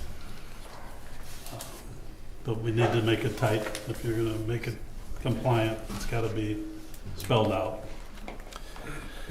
On that point, Carl, in discussions with Mike from Code, what is his firm's name? O'Brien, Concepts. Code Concepts, the third-party fire reviewer for Project Flex. He's talked a lot about the large-scale fire testing and how that does typically come later. So they're expected to have that. They're required to have that before anything gets installed. So asking for it up front is something that they're going to be expected to do eventually anyways if they want the project to come to fruition. Okay. So we're not putting additional burden on the applicants, and we're giving you the information up front. Okay. And you added the low frequency, correct? What section are you I looking at, think you Carl? did. I had added some last I read the whole time. I may have added more this time. When you don't put line items on it, I can't tell you what line it's on. I can do that next time, though. In the sound and vibration assessment? Yeah. Yes. Okay. I believe this made it into the last iteration, but if not, it's here now. I'm requiring, as part of the assessment, that tonality, infrasound, and low-frequency sound be assessed during that. Yeah. Yep. So I didn't see anything that stood out to me.